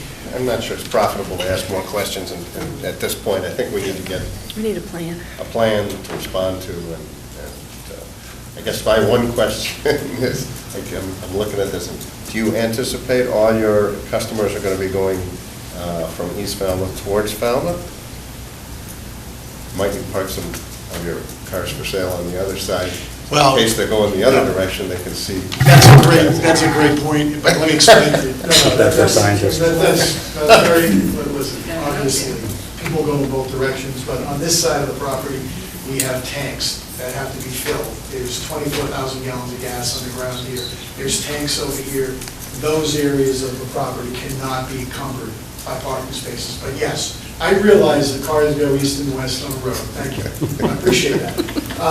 So no, we're not going to be displaying cars on this side of the lot ever. Okay, there's a lane there to get into the back for U-Haul, which we all agree is, U-Haul. And then that's where I guess it's all. So that's the problem, I guess. Yeah, it's just not going to happen over there, so we left it over. Any additional questions, Suri? Board members? All right, folks may have come this evening for this, so is there anyone here that would like to speak on this particular application? Okay. Mr. Frizzoka, any questions of us? Because it looks like we're going to be continuing this. Are you clear with what the board is trying to get to and an understanding of why we need to have? Yep. We're trying to Yes. just save a little money from updating the plan, but We- we'll come back with, We have no objections to that, but you can see the dilemma that we have with it. understand, totally. Yes, sir. Did you want to speak Go ahead. on, are you part of the application? Yes, I am. All right, if you Bill introduce Frisotto, yourself. one of the partners. Yep. I just have a question, and maybe some clarification. If we come back and we merge all those properties, how does that impact the variance that we have now? Sari, you want to answer that question? What I would suggest is that you redo the plan strictly for these cars. U-Haul has to be a separate application. At that point in time, if you want to merge the properties, you could do it then. But is that what you're asking? Well, we merge, we essentially have a new lot here. We're combining 3 lots into 1 lot. We now have a special permit. Right, on just one So, lot. Now we would like the same special permit, maybe expand it, modify it, but on a bigger lot. How does You know that what, impact the I'd have to original? ask town council, because we advertise strictly for this lot, knowing that Lot A, as I explained to your brother, that I had to get a different plan from Tom Bunker, because what was submitted showed the merging of 2 lots when it hadn't been done. Well- So if you were to do that, to continue this hearing, I really would have to check with town council, because that lot wasn't part of the initial advertising, and it may reach more abutters. So that's the only way right now I can answer that. That's why I suggested, but it all depends how you want the U-Haul business to go, the traffic flow through the lot. It's something that I can ask town council and get back to you on. I guess where I was going before, where I had confused you, and I don't know if you were picking up on that, let's say this hearing ended for whatever reason, and he came back with a plan for an expanded parcel. That's great, that's a different, See, that...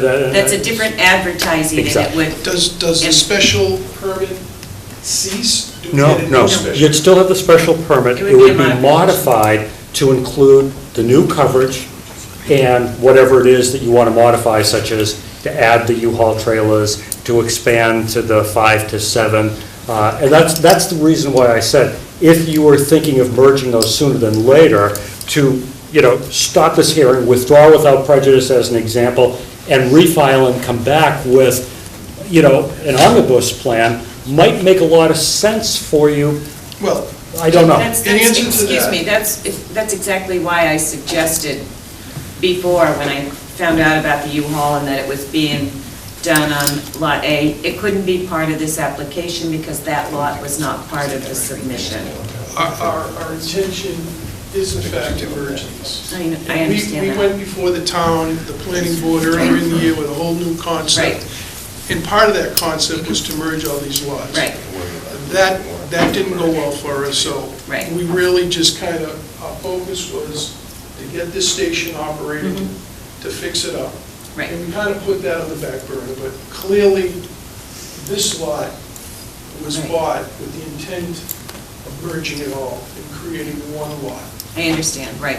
And I do understand that, and that's what the confusion was in the beginning when I And in first fairness spoke to with you. Tom, he did exactly what we wanted to for the first Oh, of course he project. did. And he was very gracious in bringing us another plan when he Right. understood that it hadn't been filed. And just in the goal of, trying to save dollars for all applicants, that's all I was trying to suggest. Is this application premature if you're considering that?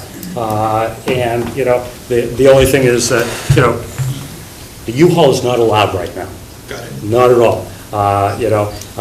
We're not an enforcing board, but there is a zoning enforcement agent, and if there's a U-Haul vehicle on the property, it's a violation because you don't have a special We- permit. We as the, You're the U-Haul property owner. approached us, and they, Yeah. believe me, they had no inkling whatsoever of that requirement. They felt as though they could just do Not a business. problem. Thing is, we're all educated now. We all Right. know Okay. that that's the requirement, the special It permit. wasn't our doesn't intent to include do that, and we weren't trying to it. Not the pull a question. fast one. But that's. And the I building hope- department knows that, I've been in touch Yeah, with them. I hope the that zoning hasn't come enforcement, across so. Oh, at no. all. And No again, we're problem. trying Just to work wanna with you clarify and that. just saying that, again, to save you time and money, if you do merge those lots, your special permit will need to be modified, but it can include, it can look at all of those activities with, what, an increase in lot size of, a third, whatever? It's about a third. Yeah, I think that's a good plan. just, So can I just, thanks, Jim. Can You we may. withdraw without prejudice and come back? Or is we? you certainly can. Again, Just to keep in mind that I'm sorry. no, go right ahead. Just keep in mind that it would be the same process. When you withdraw, you're withdrawing this application, so you're going to have to submit a new application. And if you submit it within a certain amount of time, then it's the same thing. But I still have to advertise. Got it. So it's still going to take. It's going to be a new plan. Well, No, we're there. We're with you guys. Great. Okay. Right. he needs to know Just so that you're aware of it all, okay? That merging a lot is not something that you come before the zoning board to accomplish. That's a planning board issue. Oh, jeez. Okay. but, Then come back. excuse me, it's an A and R. Can I say something? Please do. It's an A and R plan that it's an approval not required. And it's simple, you show it to them, it's faster than a site plan review, believe me. Okay. And Mr. Foreman can vouch for that. And you don't even have to file the plan with the registry of deeds until you get approval as special permit from this board. Okay. So I can, Now, hold on just. if you have any questions, you can call me. No, I was going to say exactly what Sri said. It's not the same process that you had to do the last time. It's much simpler. But before you do that, I want to make sure you're really informed as to, what we're saying here. Is that, again, you can go through this process, come back with a revised plan, or if you want to, you can withdraw without prejudice. We're happy to take those. And come back with a revised plan that includes everything. But that would mean that currently you're restricted to 5 cars for sale, 50-foot setback under the current permit, no U-Hauls. All right? So is that what you'd like us to do, is to consider your withdrawal without prejudice? All right. Is there a motion to that effect? Second. All right.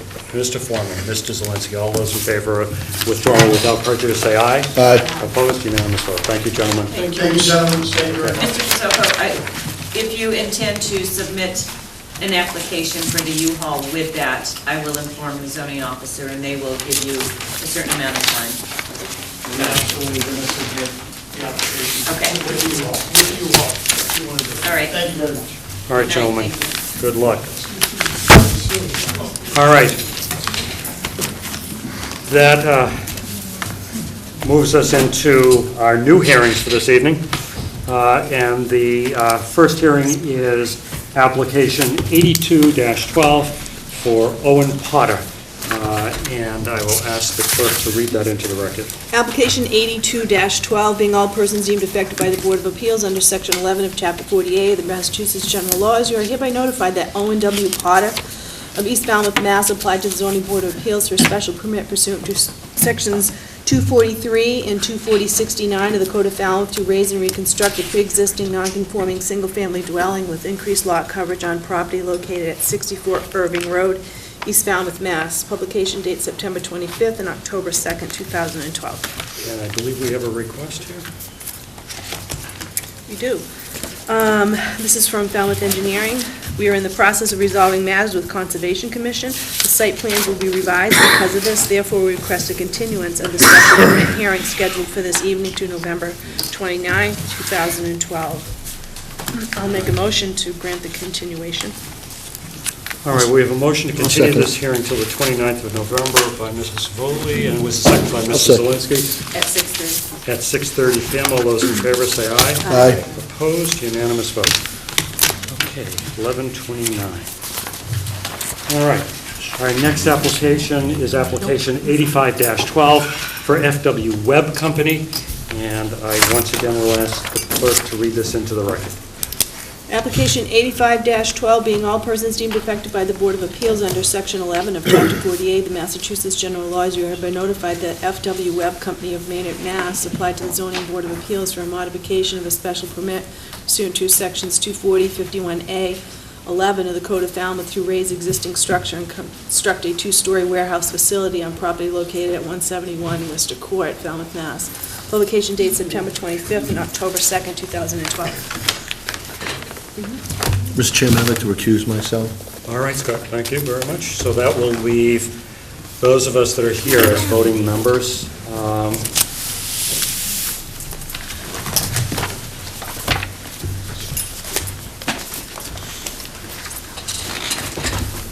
Good thing Mr. Zelinski has lost so much weight there.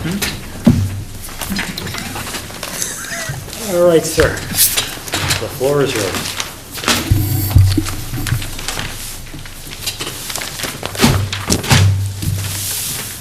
Good evening. My name is Andy Macbeth with J.M. Poole. We are FW Web's construction manager. I'm here with Nicole Dunphy of High Point Engineering. High Point did the civil engineering. We are here to request a modification to the existing special permit at 171 Worcester Court under zoning ordinance 24051. FW Web is a wholesale distributor of plumbing and HVAC products. FW Web's customers are plumbing and mechanical contractors. FW Web currently has a location in Hyannis and is looking to expand in the Falmouth area to better serve its customers. The existing site was an automobile dealership and is currently an automotive repair business. We are proposing to demolish the existing building and build a new building.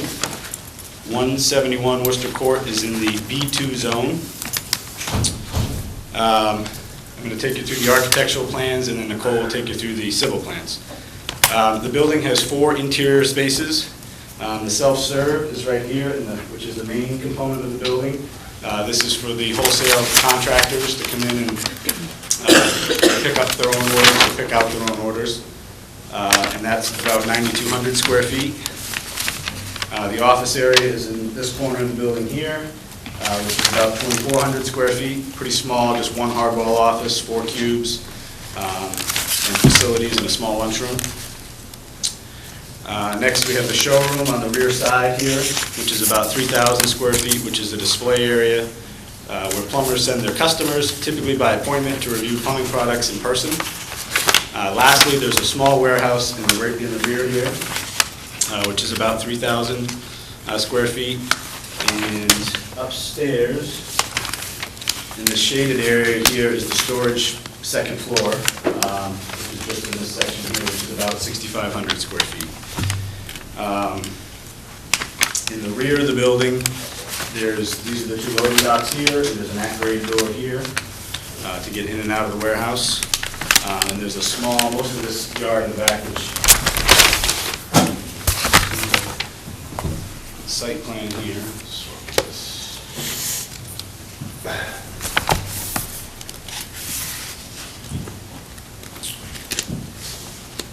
Is for the truck turning area, but there will be a little bit of outside storage in the back. There's a fence that runs across here to keep that separate with screening in the back.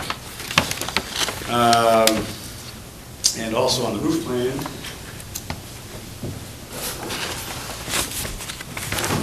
we were proposing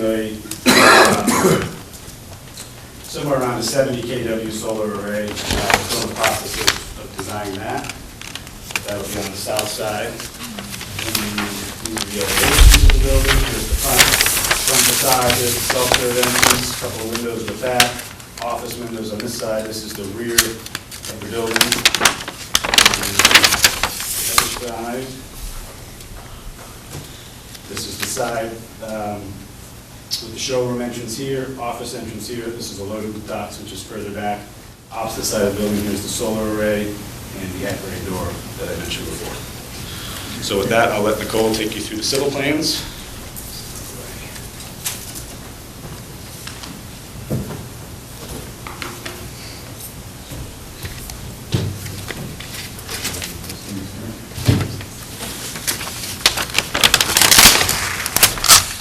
evening. I'm Nicole Dunphy from High Point Engineering. To elaborate on what Andy had just told you, this is a drawing of the existing property. You can see the majority of the property is about 89.6% lot coverage, including structures, pavement, and building. We have the existing building here, a detached garage in the back. All of this is paved, and then some landscape islands along the front, and a grass strip, pretty much a naturally unmaintained area in the back. What Webb is proposing to do is demolish the existing building and detached garage and construct the new warehouse. It's about 18,280 square feet in footprint.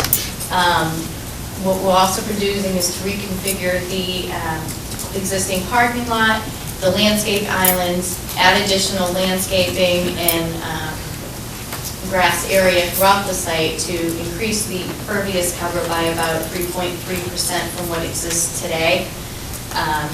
We're proposing to completely remove the existing drainage system, which consists of leaching catch basins and standard catch basins that drain to leaching manholes.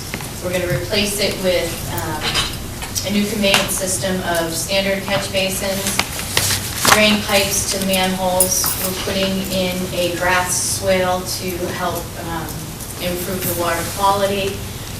A storm scepter 900 will be installed prior to discharge to an underground infiltration system. All stormwater runoff will be collected on site, treated, and discharged back to groundwater.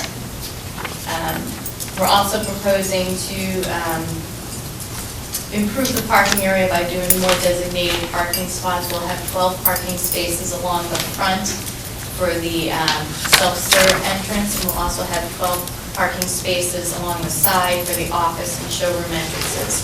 We'll have 2 handicap spaces along the side as well. We're proposing 24 parking spaces, and we've met with the building commissioner and discussed the project with him and the specific uses of FW Webb, and received a parking determination letter from him requiring a minimum of 24 parking spaces.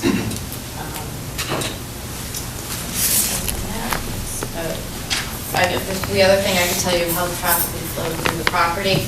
This here is an entrance for deliveries we would use on this side. The curb cut is a little larger based on the type of trucks that do go onto the site and the turning studies that we've done. This is a one-way property which would go through the gate to the back storage area for delivery trucks, where they could come back to the loading docks and then come back out through this gate to and exit through this turning curb cut, excuse me. This area here will be 24-foot wide, two-way traffic. You'll have, for the parking spaces that are here, the general public who's going to the showroom or to the office won't run past the gate to the back storage area. This drive aisle here will be one way for cars or contractors to enter this way to use the self-serve area, and have angled 45-degree parking spaces along the front and then exit through this area. Does anyone have any questions? We're going to review the file first for any referrals and comments that we might have on it. Okay. Conservation notice of intent filed with Conservation. Hearing was scheduled for 9/26. Engineering, this application was reviewed only for impacts to the right-of-ways and public utilities. Worcester Court is a public right-of-way. In this area, it's added that the driveways are to be reconstructed, therefore a driveway permit is required through the engineering department. No further comment.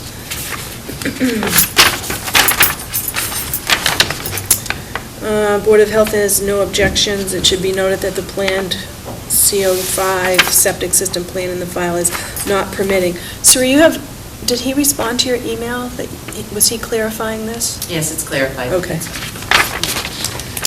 No comment from Natural Resources Planning. The planning board will conduct a site plan review on this project. There is an existing water line. And we have the Cape Cod Commission's referral and review in here. Nothing from Conservation yet, or planning. The Cape Cod Commission approved this? Mm-hmm. Okay. Yep. Okay. And planning board continued their hearing. Okay, So there's no decision yet on site plan review, but they anticipate it at the next meeting, I believe. Okay. So we will start with questions. Ken, do you want to start? Please. So how many total parking spaces for cars are there? There's 24. And that was determined how? Webb is kind of a unique facility. It's not open for general retail to the general public. It's more for contractor use. There is a self-serve area where contractors will come to the property to purchase pipes or whatever materials they need for the day. Their typical hours are early morning prior to going to their job sites or later in the afternoon, later after their job sites are over at the end of the evening. There's going to be probably a total of 6 employees that'll work there when they're at their full build-out, which can park on that side of the property. They will be there probably at different hours than the contractors, a little later than the morning contractors, and maybe leaving by the end of the day. And then the showroom area is usually, while you can go in and look around, you're not going to go in there to purchase a bathtub. It's more you pick out product. You usually work with a general contractor. A lot of it's by appointment, and then it's delivered to your house or you pick it up at a later date. So the parking termination was that it's constantly revolving, and we have studies from other existing FW Webs throughout the area in Plymouth and Hyannis where they also have reduced parking and haven't had any issues. So we met with Eladio Gore, the building commissioner, and we showed him our data on the existing facilities, and he came to the determination that 24 spaces was adequate. How much retail square footage is there? Quote-unquote retail would be 3,000. But like I said in my presentation, it's not traditional retail in the sense that we think of cash register and things of that nature. It's, you make an appointment, you come in, so for that 3,000 square feet busy would be 5 to 6 customers. So I'm just wondering if based on, there's a,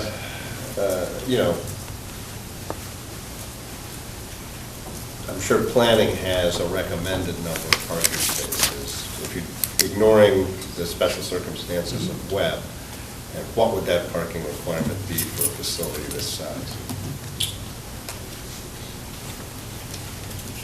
I'd have to look it up, but it's substantially more than Yeah. that. So there's a significant parking reduction that you anticipate will be granted through site plan review, is that correct? No, we received a parking determination from the building commissioner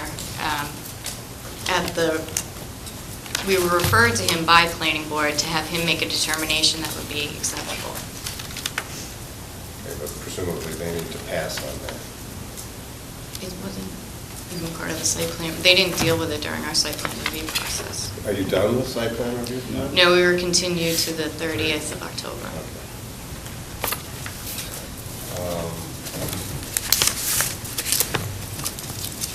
One of the other, there's about, although you've made some improvement to the lot coverage, you're Yes. still 16% or so above that.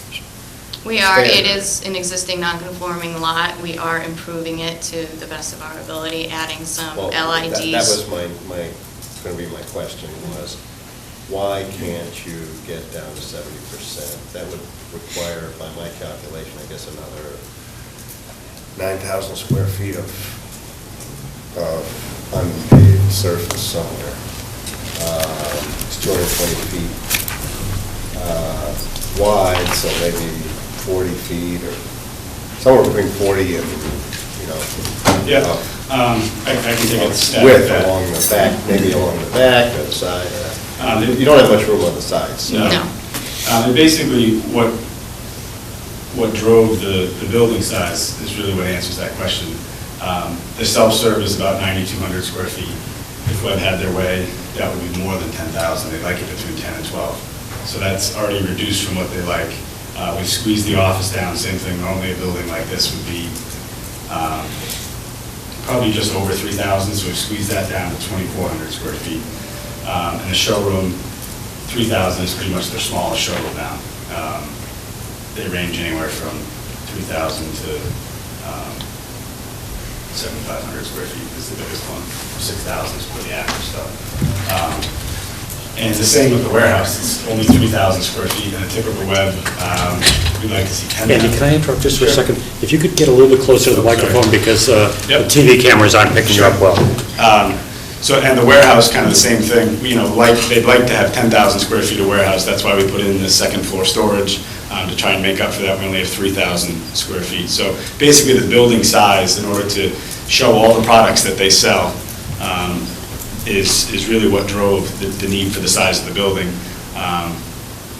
This is pretty much the biggest building we could get to fit on the site and still get trucks into the loading dock, and have enough parking space, and meet the green requirements, and keep it below what it is now. But still in the, let's see what direction is north here. Yeah, so in the east corner there's a lot of pavement, which it sounds like you're using for storage, outdoor storage, and I'm curious as to what the need for that is. Why can't you've got, it's a 26,000 square foot building, there's a lot of space in there. Right, but the warehouse is only 3,000 square feet, so things that would be outside would be pipe, you know, big bulky things that can live outside, PVC pipe, new oil tanks, new propane tanks, soil pipe, that kind of stuff. So it's basically, you know, storage. So, and a lot of that space, it looks like a lot of space, but we're trying to get a WB67 truck in there, which is a 53-foot trailer with a tractor. So, believe it or not, that, you know, that truck pulls all the way up here, gets it back into here. And it's going to take multiple maneuvers to get in there. So, Right, and again, you have a retaining wall here as well.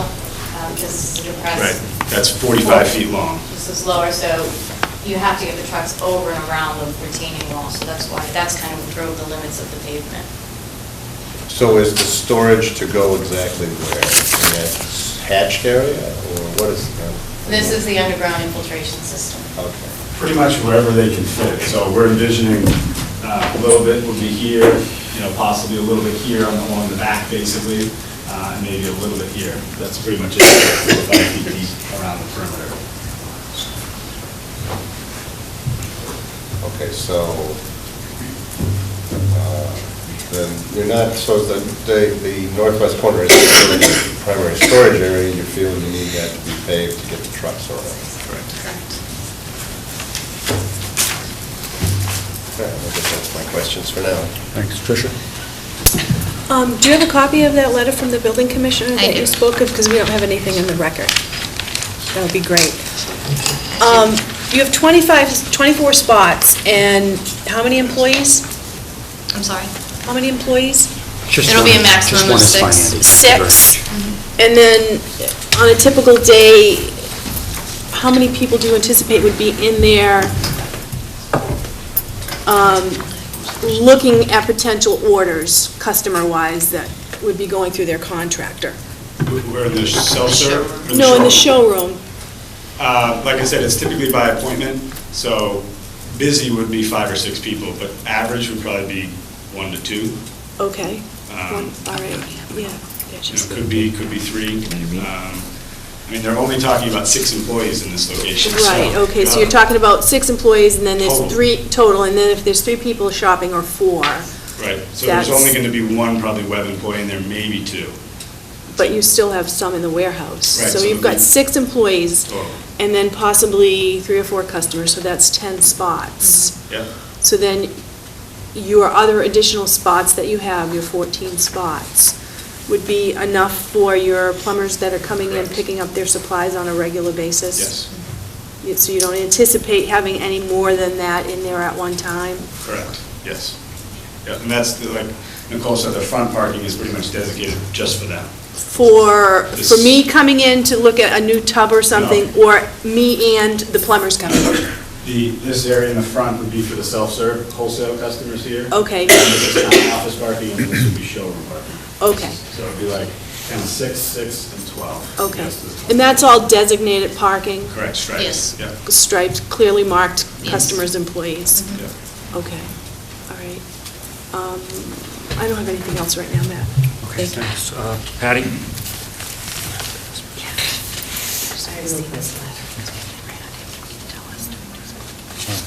Scott? Scott's not here. It's Oh, David. that's right, figured to. David? Does FW Web have vehicles that'll be staying on site? Probably, maybe one. It would be at the loading dock at night. That'll just stay at the loading dock? Yeah. And can you just speak of the lighting on that property? You mentioned all landscaping, but... The lighting, I don't think we have the photometric plan with us, but basically there'll be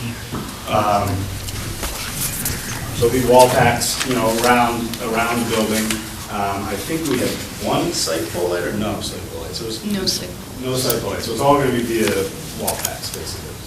And then there'll be, at the front of the building, there'll be a couple of, actually, this little canopy shed thing will have some down. Recessed. Yeah, recessed, and then on this door here, you'll see, these actually 2 doors with catch sconces. Yeah, just at the entrances. Yeah, just to kind of denote that, and then there'll just be emergency lighting.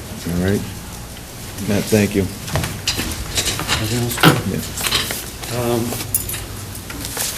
I'm not sure which one of you would best to ask, but could you put up the rendering of the self-serve aspect of that? Which would be the east side, I guess. No, the building, the rendering of the building. Elevation. Yes, I apologize. Yeah. And I'm trying to look between the parking and that. There would be parking in front of that building. Parking where the self-serve is. Yes. And, Yeah, so it pretty much starts at the building corner for the most part. right, It goes to the building corner. okay. All right, I think most of my issues or questions will probably be addressed by site plan, so I probably won't go any further than that. Sri, do you have any questions? No, I don't. Okay. Board, any additional questions? All right. Is there anyone in the public that's interested in commenting on this particular application? Okay. Then, obviously, we've got to continue this till after site plan review. And do we have a proposed date to continue this to? The only date that's coming up in the future that I can possibly get them in at is December 13th. We are absolutely booked November 29th and November 1st. And in between those hearings, we have elections, town meetings. Can't do it. Leave it to conservation. Have you done conservation yet? Yeah, conservation closed last You night. did, okay. On the 20, oh, I thought the referral said the 26th, but I guess it's That was our It hearing. started, Date, yeah. did you say? last night. Was No, no, oh, December 13th, no. the only one I can do. Okay, just so you'll understand, the problem we have is that site plan review's been continued to October 30th. They then have to give a decision. I don't know how long that's going to take. And then unfortunately for you, it's our town meeting season. And we can't interfere with town meeting. And plus, there's too many of us that are also town meeting members, so you wouldn't have a quorum. So December 13th looks like the first possible time. Is there any way we can squeeze it on to the 1st? Based on- To what, November 1st? Yeah. Absolutely not. Oh, you wouldn't even have anything out of site plan review at that point?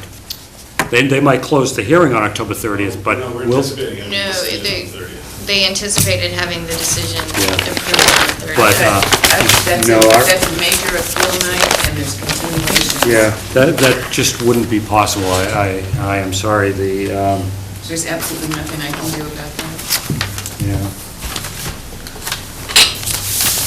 And the thing is, too, that we also need to review what site plan review did. We need information a week in advance of our hearing, so it would be next to impossible. And then precinct meetings start on November 1st, and as it is, I got to make sure that I have a quorum on November 1st, and we'll go through probably... Elections, town meeting, Thanksgiving, that's why Yeah. November 29th is bad. all right, Our job is but- to ask. No, And our job is to try to... It's a long Yeah. process, so. I understand. We're trying to close on the property by the end of the year, so. Yeah. Just trying to move things on. All right. There's appeal periods that come So along. December 13th at 6:30 PM. Is there a motion to that effect? So moved.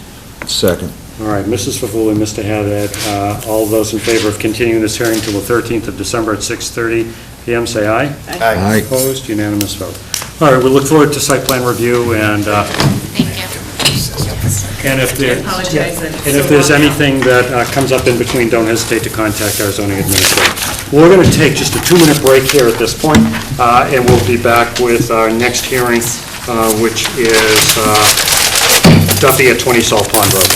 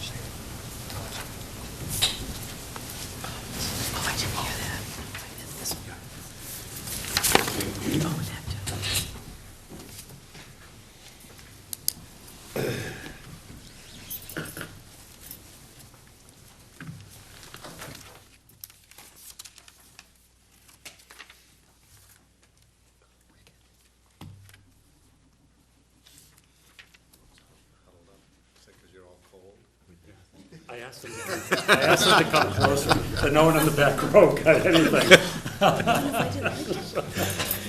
That and being coupled with being cold. We're just waiting for Suri, so hold on, folks, if you would. It's worse when you leave and come back. Yeah.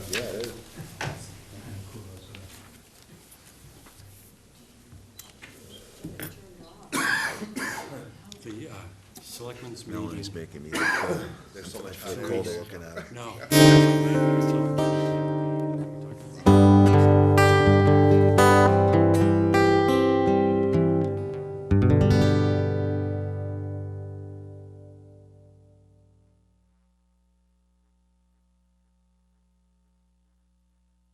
Earlier for all of you, I did not introduce Melanie Matthews, who is our recording secretary, and Suri Budrow, who is our zoning administrator. A number of you have come in since, and by the way, we are back just for FCTV. We are back. A number of you came in, so I just want to go over our hearing rules a little bit because you may not be familiar with them.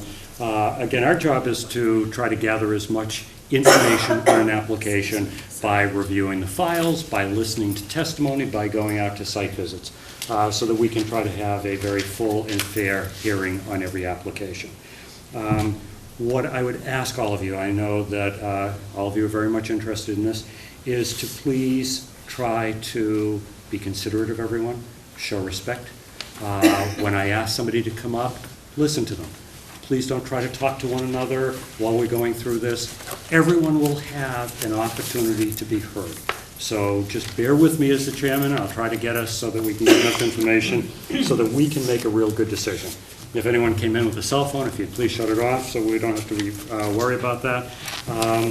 We're all neighbors and friends here, so we don't need to make derogatory comments about anyone or anything, and we will try to go from there. So I'm going to ask the clerk to read this application into the record. Then we'll ask for a presentation. We'll review some information in the file. Then we'll get into questions from the board, and then we'll get to the public, okay? So, Tricia, if you would. Application A6-12, being all persons deemed affected by the Board of Appeals under Section 11 of Chapter 48 of the Massachusetts General Laws, you are hereby notified that Paul and Shayla Duffy of Falmouth, Mass. applied to the Zoning Board of Appeals for a special permit pursuant to Sections 243 of the Code of Falmouth to construct dormers on garage and addition connecting house to garage on property located at 20 Salt Pond Road, Falmouth, Mass. Publication dates September 25th and October 2nd, 2012. All right, thank you. Mr. Swan, how are you? Good. All right. For the record, you are. I am Mason Swain, representing Paul and Sheila 20 Salt Pond. I'd like to ask the board to approve Paul and Sheila Duffy's application to add a breezeway from the house to the existing garage for an increase of 47 square feet, which would bring the total lot coverage by structures from 23.9% to 24.3%. And the total coverage by structures and paving would stay the same at 30.7%, since the breezeway would be built over an existing concrete patio. We also plan to build Nantucket-style dormers on the east side of the garage and a shed dormer on the west side to accommodate a rec overflow room for existing family members. Do you want to just review what the non-conformities are? Okay. The non-conforming is we have 35.8 feet from the 4-foot contour line, and the lot coverage is 23.9%. All right. And then we'll just review the referrals from other town departments and correspondence. And Engineering, the application will be reviewed for impacts to public right-of-ways. Salt Pond is a public right-of-way. No alterations are proposed in the right-of-way. Any changes are within the right-of-way or require filing a permit with engineering. Natural resources, no comment. Planning has no comment. And there's a water issue. Zero. Thank you. Water issues. This is from Mark Casperson, Conservation Agent. The Conservation Office approved an administrative review for this property on 9/27/12 for connecting the garage to the house with a breezeway and doing work. The work was proposed within the existing house footprint and over existing patio. There is outstanding orders of conditions that have been brought to their attention. No certificate of compliance was ever granted. So they need to contact Conservation. From 1996. Yeah. 86, isn't it? 1986. Excuse me.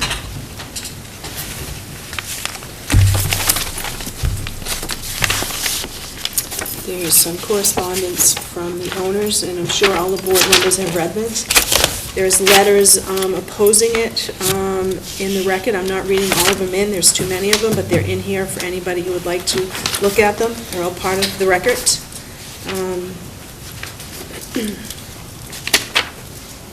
There's several of them. Mr. Zelinski, have I picked on you yet tonight? Yes, but in not alternate times. ways, but, Go right ahead. how's it going?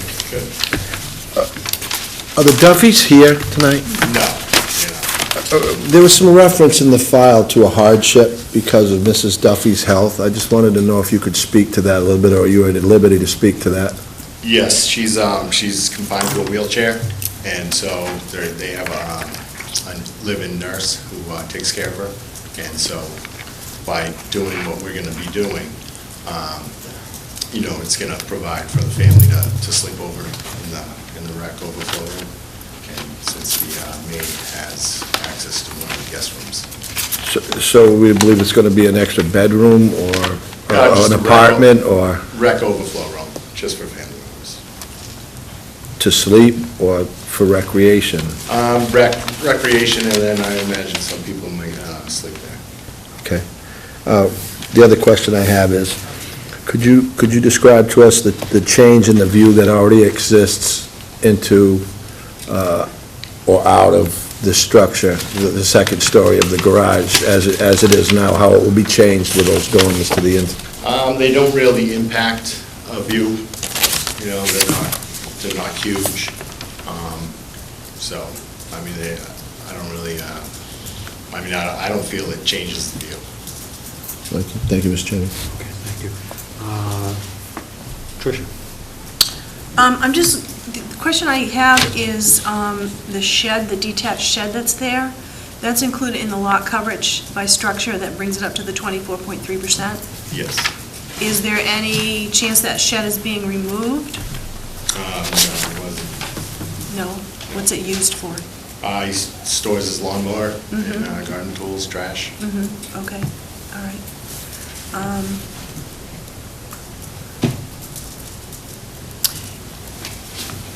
And the driveway, the way it is right now, is not going to change at all, correct? Correct. Okay, thank you. Okay. Ken? You know the square footage of the main house? I don't know off the top of my head.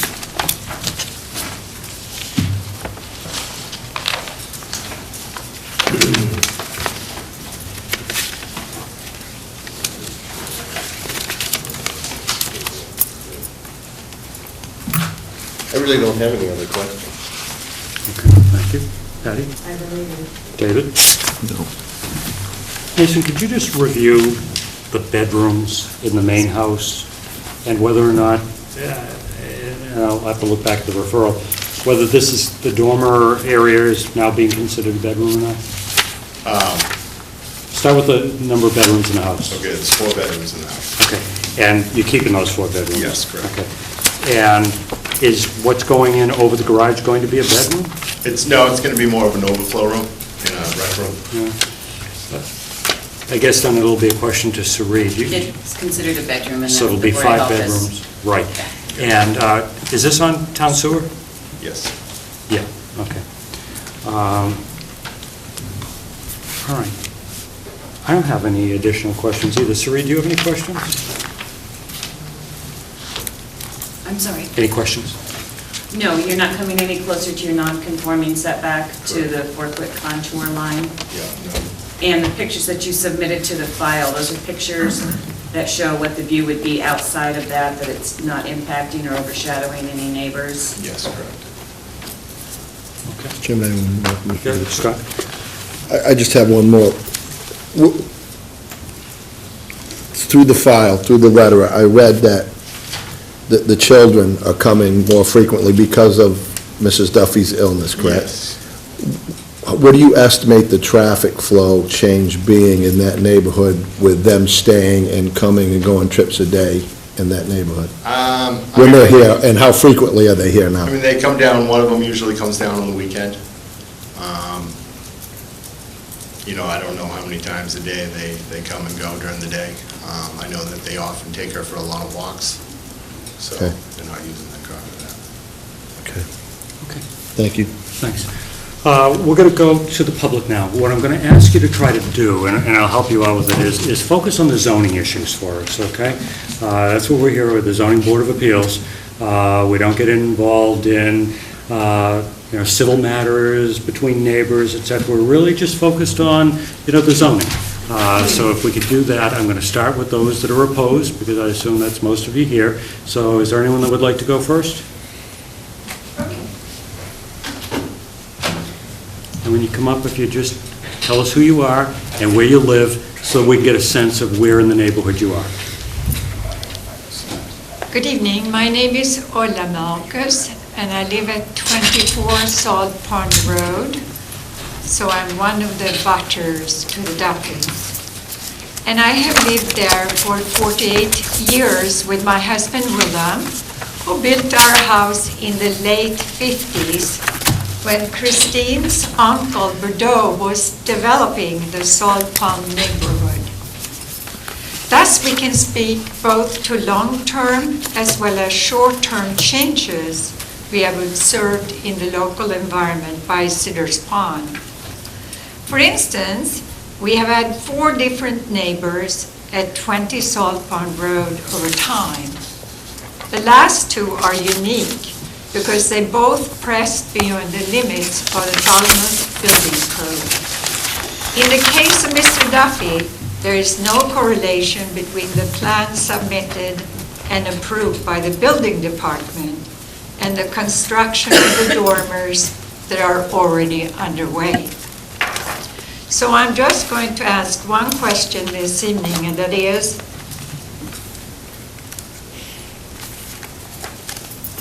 the Duffy's lot adequate for additional construction? First, the garage is situated 35.8 feet distance from Cedars Pond, and it ought not to be changed into a human living space with a full bath. By today's restrictions, the required setback should be 125 feet according to Mass Department of Environmental Protection Act. Second, the Duffy's construction site is a small waterfront lot situated in the Coastal Pond Overlay District. Today, the existing structures already exceed 20% lot coverage by more than 500 square feet.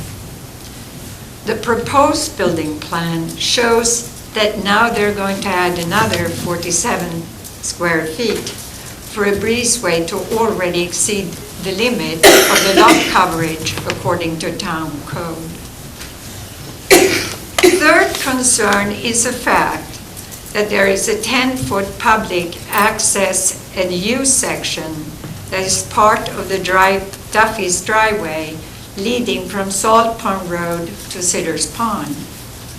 People in the neighborhood, young children in particular, like to go down to the pond to feed the ducks, and further construction is likely to restrict public access and use rather than provide it, which has certainly been a problem over the past.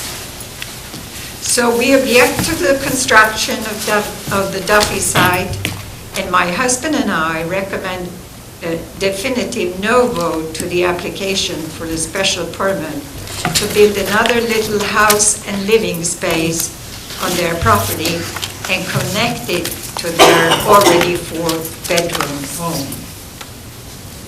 Lastly, I want to thank you for having us come and speak to you. And we appreciate that very much and have learned a lot from the process about the rules and codes that guide the environment we hold dear. All right, let's end the meeting right now with a thank you. I'm only kidding. Thank you very much for that comment. All right, next.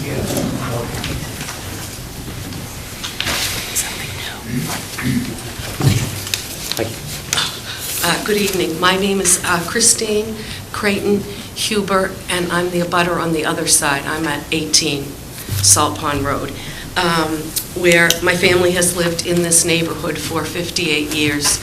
As Ula said, my uncle developed Salt Pond Road. His name was Lawrence Berto. So, as you may know, I don't know if the board, we had all our neighbors are opposed to this construction. And we submitted it, and I hope... You're not speaking for your neighbors, though. We've already got letters on file, but... But did you get all the list? Okay. But you're not an association that you're speaking for your neighbors, are you? Are you the president, or... I'm not the president, no, Okay. no So association. we've got everything in the file. They just, okay? people had to leave because it got late, and some are from, it's a summer community, they couldn't come tonight. So they've asked me to speak for them. But anyway, I'll just speak for myself, I'm the abutter. And probably the biggest problem is the vistas and views. And I know that Mr. Swain said it doesn't impact anybody, but these are very large windows, these dormers. This is a garage, and above the garage, the first reading I got of this was that it's a bunk room, that there will be, so it's a very large bed, living space. There'll be a bathroom. I suspect the bottom, which is supposed to be a garage, will be a living room. So this is a separate cottage, and then there will be a breezeway attached to the larger house. But these dormers are the issue for the Malkuses as well as the Hubers. They're very large dormers, and maybe Mr. Swain will know, these three big windows. The first request was, could you just take off the windows so they wouldn't be in our backyards, looking down into our backyards, and just have this garage, which has windows. You can see the pond and you can see it front. So and the other thing about the neighbors is that this garage impacts our neighborhood. We can't see the pond. Now, that is not the Duffy's fault. I have this application from down to the board here, not to the board, to the building, and it came before, maybe not you, but a board here, from a Mr. David Wald, who put this garage up. He was not supposed to. These figures are wrong. These are not correct figures. And Conservation knows about this, and the building people downstairs know about this. And this garage should never have been allowed, so that our neighborhood... Is that something you want us to look at? You're holding something up, and I don't know. I think you all have it. No. Excuse me, just for clarification, the structure has been there. More than 10 years? And it hasn't been a violation, so that is not in front of the board. That would, if they have an issue with that, that needs to go to the zoning commissioner, but as far as I understand, it's been there for more than 10 years. Right. I just didn't know what it was that you were holding up. It's a application for alteration. I guess it came to this application for alteration. No, that wouldn't have been an application to us. Town of Falmouth Building Department. I don't know. I don't know how, we don't know how these things got through. Right. And although... And I hate to keep interrupting you, but one of the things we rely on, and it's why we take the time to read this so everyone will know, we get referrals from all of the departments. We got a referral from the Conservation Commission. That was read, the memo in terms of the old, violation. Okay. But they did administratively approve this application. We also got a referral from the building department that said no issues. So I just wanted to let you know that that's the information I that we're thank you relying for upon. that. In that, I don't know whether to appeal it or what to do with it, because I don't know how that got through 10 years ago. The Malkuses were down here, all the neighbors signed, they were absolutely not, this is the application to connect. Yeah. It was denied, not Again, allowed. just so and I'm sorry to keep interrupting you, but just so we can split with those things that we have the power to deal with and those that we don't, just so everyone will understand, we do not have the power to look into a possible violation. If you did want to follow up with that in terms of the building department, the building commissioner, you could. You also need to be aware of the fact that our zoning bylaw says that if there is a structure that has been in existence for more than 10 years, it is no longer non-compliant. Okay, that's... So I just want you to be aware of what we can and cannot do, so if you want to get back to sort of the zoning issues that we're dealing with, okay? We'll do that. I just wanted the board to know that the neighborhood has gone through a lot, and they came down, and it was stopped the last time, thank goodness. It was to connect, and it was stopped 10 years ago, or whenever this thing happened. All the neighbors, and the board did not let them connect this garage to the house. They said no. And so anyway, everybody's just asking that you all say no. That's all I'm asking for. And the reasons to vote no against the special permit are that it obstructs our views, the neighborhood, not, it is the Malkuses and myself, but the entire neighborhood. That's why they signed this, as to what this has done to our small little road, and now we cannot see the pond. So, and that's what it's probably happened in 1988, and it's gone on and on. But it isn't that we have not been down, and it isn't that we have not applied, and that neighbors have come down from Boston and signed. We have more to come who just couldn't come tonight. But we have a neighborhood that is extremely upset about this addition. It's too small, we're too crowded, and this is quite an enormous structure on this pond overlay or whatever I forget what it's called. Coastal pond overlay or what have you. And so thank you very much.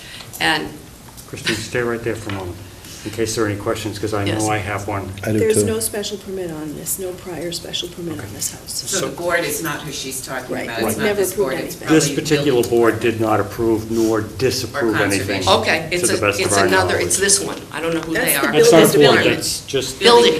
Building department, okay. Scott, you had a question of Kristen? Hi. Ms. Hubert, Yes. you had mentioned through testimony that, do you have firsthand knowledge that there's going to be a living room downstairs of this garage now? No, it's just that it's a it looks very much like a cottage, and I think it's going to be a separate living space for the caretaker, for Mrs. Duffy, and they don't use it as a garage. The cars, we sent pictures down to show you this terrible congestion of parking in this driveway, which unfortunately I'm not supposed to mention, but does operate as a right-of-way for our neighborhood, but it is his driveway. So we have a lot of congestion. Who said you're not supposed to mention I don't it? know. I thought that's another... It's not before this board. Not before the board. The right-of-way Oh, okay. is not So under purview of this board. you don't have firsthand knowledge that it's going to be... Other than, I don't see Habitable cars going downstairs. in there. No. There's a stairway, Mr. Swain will know about this. Okay. You know, there's a stairway, it goes up to a bedroom and a bathroom, and it's a cottage. I call it a cottage. Okay, thank you. Thank you, Mr. Chairman. Does anyone else have a question? No. Christine, if I might, you were mentioning views and vistas, and you talked about the large windows in the dormers. Yes. Well, it threw me, because when we look at views and vistas, it's looking at the pond. Right. And so I don't understand, I guess. Oh, I'm probably saying two things. Okay. The dormers are on the side of this garage, this Yeah. rather large garage. The dormers are on the side, so one dormer looks into my backyard, the other dormer looks into Ula's backyard. That's where the dormers. Right, but that has- straight ahead, That itself has nothing to do with the views and vistas, right? no, the Okay. structure, Yeah. I refer to it. Nason, excuse me. Thank you. I refer to it. Remember what I asked, please. Oh. No, Christine's got, but whomever, Ula, Christine's got my attention, and that's all I want. So the structure is what I'm referring to when I say views and vistas. The structure, Help me out with that, then. Yes. The structure is... The garage. The garage is how tall, do you think? oh, well, because they allowed it, it's now 35 feet or higher. It's a shade. It was supposed to be little, one floor, but now it's this great big thing. Let's assume for a moment it's 35 feet, as you say. Yes. And you put dormers. How does Yeah. that affect your view if you're standing on the street? You can't see the pond. You'd have to look up and through the 35 feet? You and back can't, down well, to he the does pond? have windows, but you can't no. see through. But it's been existing, is that your point, that it's been No, existing? I'm at a loss. How, if I'm 6 feet tall Well, excuse me. Let me say this. The worst thing I could do is to ask you to leave, and I would be deprived of what you have to say. You're depriving me of what you're saying by talking amongst yourselves. So if you will just go through this process with us, we will come to a fair decision. So please bear with me. I'm 6 feet tall. How does something that's 35 foot high interfere my view of the pond at 6 feet tall? Now, I'm not sure I understand this, but all I can tell you is if you stand in the driveway, you look at this 35-foot structure, you cannot see the pond. You can't see... If the dormers aren't there, the only thing they're asking us, you're saying about, unless you're trying to say, and I'm just at a I loss. could be confused, so... Where is the view? What's going to change that obstructs your view? What is going to change? From what's there. I did my site visit. What will change that you're objecting to that's going to obstruct your views? The dormers. Okay. The dormers will obstruct, that's the best I can say. Okay, this might help you maybe to explain what you're trying to say. Okay. Did you look at the plans? Well, I saw first plans, which The plans were... have been in the file since the project was advertised. The ridge of the garage is 19.11 feet. I don't know what the ridge means. The ridge The is top. where, The peak. not the very peak, Oh, where the gutter would be on the lower end of the garage. that's very low. Put your hand up. No, the ridge We're is- talking Oh, the gutter is 19 very feet. low. This thing goes to a Yeah, peak high. okay. Christine, let her ask the Listen, question, okay? you're talking 19 feet to the edge of the garage. Right here is the 19 feet and up, okay? The dormer is beyond, you can't see that high. Well, You can't, you're not, none of us are tall enough to see that high so that there's no way for the dormer to block it. I think that's why we're confused. I don't know what to tell you. I just can tell you that the pictures are taken from my bedroom and they block my view So and she's they're talking about her majorly bedroom, in not the my... driveway. I just don't know how else to say. So you're talking about your bedroom, not the street No, view. I'm talking about the street, I'm talking about the bedroom, I'm talking about sitting in my backyard in a chair, I am talking about going over to Ula's house, I am talking about, I'm not 6 feet tall, I'm talking about my height, standing there. This is a monstrosity to this neighborhood. The garage is bad enough and never should have been allowed, not by you, but whoever allowed it. It should have been, years ago, a one-story garage so that they would take their cars off the right-of-way so people could walk and go down there. And they said, okay, I don't know who said okay, somebody said, okay, a one-story, put your car in and you're off the thing. Now, as this has gone on every year, having nothing to do with the Duffys really, it's gotten bigger and bigger and bigger. And now what we have is these, they're like wings out the side, and quite a huge structure, and it's just too crowded in this little neighborhood. That's all I can tell you, and it's too close to the pond. Those are my two problems. Thank you, Christine. All right, next. Jim? No. You can put your hat on, Jim. No, I'm not going to put it on. Okay. A man of respect.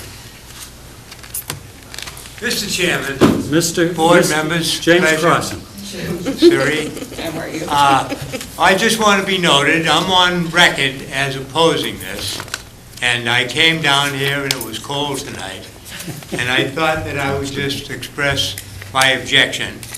And my concern mainly is the extra vehicles that may be there on that lot. And the traffic this is a small street. Even though the town accepted this road in 1952, it is a very smaller than most streets in town. And the corners, that particular corner, and traffic, you've got to be very careful there. So my main concern, again, is not to belabor the point, but the vehicles and the traffic resulting from that. Thank you very much. Jim, what's your address? Thank you. 10 Salt Pond Road. Thanks, Jim. Thank you. And I've only been there 60 years, for the record. Is that supposed to impress us? It does. Thank you, Mr. Chairman. Thank you, Mr. Crossan. All right, next. I'm Alan Huber. I joined the neighborhood by marriage, and so I'm an abutter. The main point I want to reiterate what Jim said. With one technicality, there really isn't room for parking as it stands for the Duffy residents. Where their cars park is on their driveway, which we call their driveway, but actually half of it or 2/3 of it is actually their driveway. If you look at the plot plan, there's a way there that is not part of their property. So technically, I don't call that a right-of-way. That's a separate deeded piece of land that belongs to the neighborhood. And they're parking on that. And neighbors use that access. I'm one of many neighbors who've had a boat in the past. People bring boats down that driveway. And the current situation is the Duffys, more than previous residents there, tend to park a lot of cars there. And when people try to get down the driveway, they have difficulty. In addition to that, there's an overflow. Their cars overflow. They go out the driveway, which is partly our property, and they park on the curved part of the street, which makes traffic difficult going around the circle. So I think that's a major impact of what they're doing, is increasing the occupancy, and by increasing the occupancy, they're going to increase the traffic problem and the parking problem. Just make a quick comment, Alan. Yes. According to our records, it's an easement. It's their property, but what I don't want to get into is, that was what I was trying to say, is not a zoning issue for us. That's a legal issue, that if in fact it is an easement and you have rights to use that and it shouldn't be impaired, that's something you're going to have to take up with the courts in terms of address that. But the other issues, well noted in terms of us considering whether or not this has an impact on the adequacy. So even as a right-of-way, an easement on their property, they should not cover that easement with cars. What I'm saying to you is, the lot is calculated including what you're calling is your right to use. So we're not going to tell you who can use what. We haven't looked at the deeds. We're not going to. That's not our issue. What we look at is the whole size of the lot. It includes what you're calling a right-of-way or whatever terms you use. We're not going to get into that. We're counting that as part of the lot, and whether or not they're impairing you from walking down to the pond or putting your boat in or whatever else, that's something this board can't deal with. So that's a legal matter that's outside of the purview of this board, okay? So whether or not they allow the use of the easement is not to be considered. It's not before this board, okay? That's why I said that's something that if you need to, you go to court and address that. But, we're just calculating the entire lot, including that strip of 10 feet. Okay. That's what it shows by the registered engineer, and that information comes from a deed. There is a set-aside of 10 feet from that right-of-way, or whatever we call it, easement. Yeah. All I'm saying to you is, if you looked at the plans in the office, that we're calculating an entire space, including something that is shown there as a 10-foot way, as shown on land court plan. And it goes right up to an existing stockade fence. So the 44 feet of frontage they show is not their frontage? It is actually their 54 frontage, feet? including that 10-foot way, according to the plans. That 44 feet does not include the 10 feet. That would make it 54 feet. No. If you want to have a chance to look at the... There's a plan filed with land court, and you could probably get a copy of that. That'd probably be the easiest way. Christine? But that's not... I've looked at that, and the length of their frontage, the 44 feet that's shown there, does not include the 10 feet. The point I'm trying to make is that that's not an issue for us. We're looking at, are you suggesting that the plans that we're basing this on are incorrect? They're stamped by a registered land surveyor. No, I'm suggesting that the 44 feet of frontage shown here... And all I'm saying to you is, that's not an issue before us, the 10-foot. The lot coverage The amount of square footage is based on this plan that we have. We are not going to address the 10-foot way. Okay. Okay? All right. Everything else, thank you very much for the comment. Next. Excuse me, I forget to make a... My name's Elaine Creighton. I also have married into the family. I'm sorry, I didn't quite catch the name. Elaine Creighton. Thank you, I'm Elaine. married into the family also for the past 45 years. And your address, please? Well, I think I just want to try to explain what Chrissy was trying to Just say. your address, please. Oh, my address, 635B Main Street. Okay. And I Okay. think I'd just like to try to explain what Chrissy was trying to explain about the views and the dormers. Before the addition was put on, it was just a garage with a little slanted roof, which was bad enough, as she's explained. So when you're sitting in the backyard, the garage is in the way of your view of the pond. But now there's these dormers that come out like this. So it's obstructing. So if there was nothing in the way, nothing, and then you put something, that something is obstructing the view. It's when you sit and look out, you can't see clear because there's this big things coming out on both her side and Ula's side.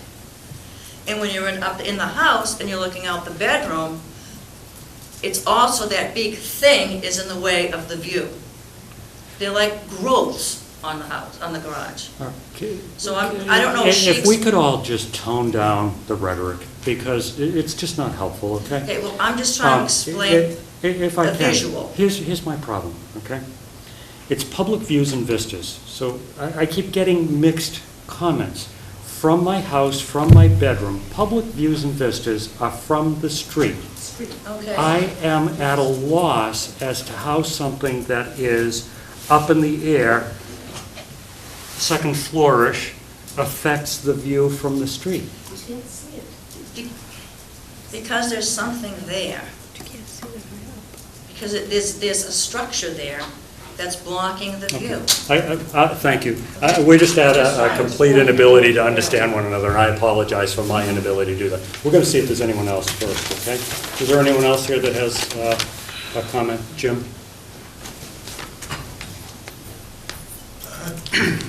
Jim Fox, 141 Locust Street. I'm just a friend of the neighborhood.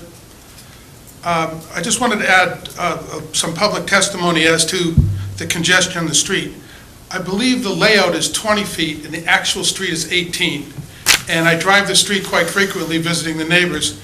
And when there's cars parked on both sides and it's either snow or rain, and along a long corner that goes more than a 180-degree circle, it cuts back a little more than that, it's very dangerous, and this is adding an additional parking demand on a very, very crowded street already. I don't think there's a street in Falmouth, except for maybe right down the next door here, where it's that narrow, and I think that the safety issue is something that should be taken into consideration. I have a question, whether the change, the garage is now going to become habitable space. I was wondering if, through you, Mr. Chairman, could we ask, is there going to be a stairwell inside the building going up from the garage floor, and will it be open, or will it be sealed with a 2-hour rated wall to protect the garage use? Could we? We'll get the chance for Mr. Swain to answer all of the questions. Answer in the file. Well, that came up whether or not, and I couldn't understand that. So I just want you to take into consideration when you think about it that the safety of the neighborhood is really important. It's a very, very narrow street, and I think adding additional habitable space has a lot of impact in our town, and you should take into consideration. And I think you should treat it the same as anybody else that has a shed on their property when they're asking for additional space. And sometimes I know in the permits I've been involved with myself, the shed always had to go if you're giving them an extra space, and I think you should consider that as well. Thank you very much. Jim, there might be some questions, okay? Scott? Jim? And I think I'm just going to pause at this moment. We're going to need to at least probably go till 9:45. I'll make a motion to continue to 9:45. Second. Okay, motion second to 9:45. All those in favor say aye. Aye. Opposed? Unanimous vote. Scott? Jim, being that you are familiar with this, and without sounding condescending or facetious, I don't mean to, could you possibly explain to us the view problems that these people are trying to, Yes, I have consulted with the neighborhood, and it's really their own personal view. I told them to focus on other issues. You may discount their personal views, but you should take in consideration other things that are very important. And I understand, but you can understand the confusion that was from the street absolutely to personal views. Absolutely. Okay, thank you. Thank you, Mr. Chairman. Okay. Ken? If, as the applicant has suggested, there's already a caretaker living there, and there's already family members visiting, how will the provision of this space further increase traffic? Well, the assumption is they're building more space so they can bring more people. That's what their application said. The application does not say that. The application is just requested to finish and connect the thing. It doesn't say that they're bringing more people to the site. If you do make... The testimony that I heard from Mr. Swain was, the people are already there, they don't have any place to put them. That may be the case. You might want to consider then limiting it to just their family, make sure it never becomes a rentable unit. Other ways to mitigate it against the impacts of an extremely crowded neighborhood. And what the thing is, when you do something like this, it's this family's here, they could sell it next year, the special permit's in place, and the whole thing could change. So I wasn't really thinking about their use. I was thinking about the use of the whole building in particular, and that's something that's your job to do. But you've been talking about planning a lot tonight, so we're talking about other things as well. Jim, thank you for your comments. They're always very valuable. And you just made me think, is your concern that this garage will become a second dwelling? Well, my understanding is on the plans, I didn't see any exterior stairwell. So if you're getting up to the second floor, it sounds like you're going to have an interior stairwell. Which there is. There is. Yeah, that's on the you plans. You don't have an interior stairwell in a garage. You can't. You're not allowed. Oh, no, that's not true. That's not true. You have to have it sealed off with a 2-hour rating. It depends what it's used for, and that is a building department issue, and he will have to do A garage without a car, I can rating. understand. You're right. A garage without a car is no problem. Oh, well, it is a problem if it's connected to the house, regardless. All right. It was a garage originally, and it seems to be evolving into a dwelling. If I can try to focus on my question. I asked if your concern was that becoming a second dwelling, because I wasn't following until I think you answered Mr. Foreman's question about the additional parking demand. I mean, you're familiar with the bylaw? Going from 4-bedroom to 5-bedroom, is that an additional parking demand? Absolutely. Okay, and what is that? It's 2 more parking spaces. It's 2 spaces per bedroom. So there'd be a 10? No, I don't think you can do it. I mean, there's no way they could fit. There's only 2 parking spaces there right now. But you're saying the calculation is 2 spaces per bedroom?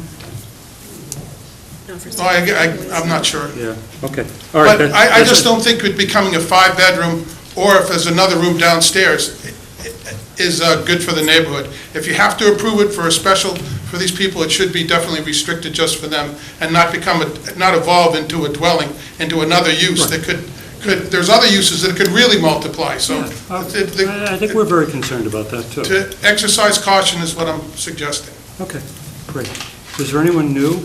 Any other questions of Mr. Fox? Suri? No, I did have that conversation with Jim, and I suggested that there are other special permits where situations like this have arisen, and I explained to him that the board, if the board does approve something like this, that they're very concerned with the neighborhood, the growth, the use of the structure, and that you would condition it appropriately. Residential use, a dwelling having 2 or more bedrooms is 2 spaces. It does not increase with the number. Dwelling unit having fewer than 2 is 1.5 spaces. Okay. So like 2.5 children, huh? But nobody can police how many cars families have, so, but that is the minimum requirement. Okay. Is there anyone new that wanted to comment? Because I know that Alan wanted to speak again. Anyone new? All right, Alan, did you have some? Oh, ma'am? Go after Alan. No, that's all right. No, I'd like to hear, because if he's repetitive, it'll give me an opportunity to tell him to sit down. I know he won't be. My name's Jamie Crossan, and I grew up on 10 Salt Pond Road. My address is 5 Katy Hatch Road. Basically, I don't want to be redundant. The parking issue, I know they say, you know, it's been said that it's just for the family and there's not enough room. There are 4 bedrooms, and it does certainly appear that that will be like an additional living area. The parking right now, the driveway is usually full, and the cars kind of turn around the bend of Salt Pond Road, which has already been said, but it's, I don't know why, but there are quite a few cars there. And when you make that turn, it's very dangerous because you can't see anything. I mean, I don't know whether you probably haven't driven there. We all did. Okay, and you really, I know enough, and, you know, I try to crawl around there, but not everybody does. But the cars have been overflowing around the bend. In terms of what Chrissy was trying to explain, Creighton Huber, when you're talking about views and vistas, and we don't have a drawing, but I'm trying to show, if you have like a garage that's up like this, and the roof slants like that. If you stand back on the street, if it's not summer and there are no leaves on the trees or whatever, you can kind of see the pond, because the pond goes way off. You can see like the other side. If you've got this, you know, a roof like this, you know, you do see back across the pond. The way the dormers are going out, they kind of jet across out like this on either side of like a regular roof line. Sorry. Yes, sir. And I think that's part of what I can, when I try to picture in my mind, when I would stand back on the street and look out, I could see like Sitter's Pond, you know, kind of on the, you know, off in the distance. And I think with these dormers, because they come out kind of off to the side, I believe that is kind of, it does kind of obstruct or affect the views and vistas from the street. And let's see. The other thing is, I think it was mentioned before, is, you know, maybe right now they're saying the family needs the space, but the concern is, of course, down the road as well. I can see, I mean, that's a lot of house and living space, I think, for that lot. Now, I know you have your 20, you know, it says it's 23.9%, I'm not sure. But I did hear you reference earlier two things that seem to be unanimous amongst this group. And I can't speak for the group, but for myself, the house does seem too bulky for the road.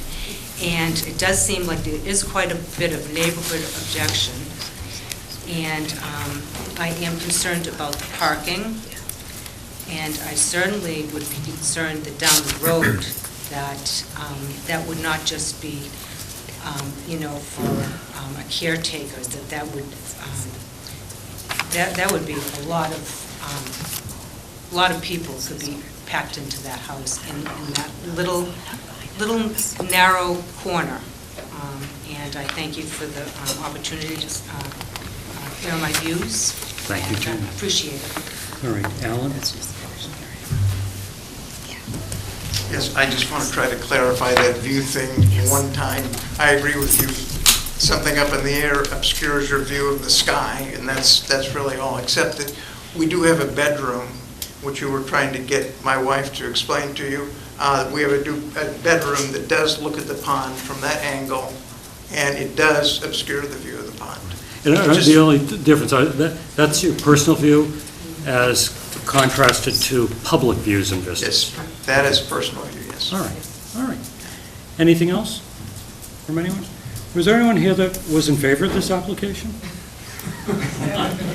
Nathan, did you want to have an opportunity to respond to any of the questions that were raised? Yeah. I guess just the garage issue. He is going to park his car there. That is the plan. There will be a 20-minute fire-rated door on the bottom, all enclosed, per the building code. And so normally, Mr. Duffy does keep his car in that garage, so there's only 2 cars parked in the driveway. So it's still going to be used as a garage, there's a stairway upstairs, and there's this expanded room that the Board of Health considers a bedroom? Correct. Okay. Any plans for putting a kitchen? No, definitely. Any cooking facilities Definitely whatsoever? no. Okay. And there is going to be a bathroom up there? There will be a bathroom. There will be. Okay. Ken? Well, you mentioned 2 cars in the drive, so there's 3 cars total. Yeah. And how many people are living in the house? 3. So everyone drives right now? Well, no, his wife is not driving.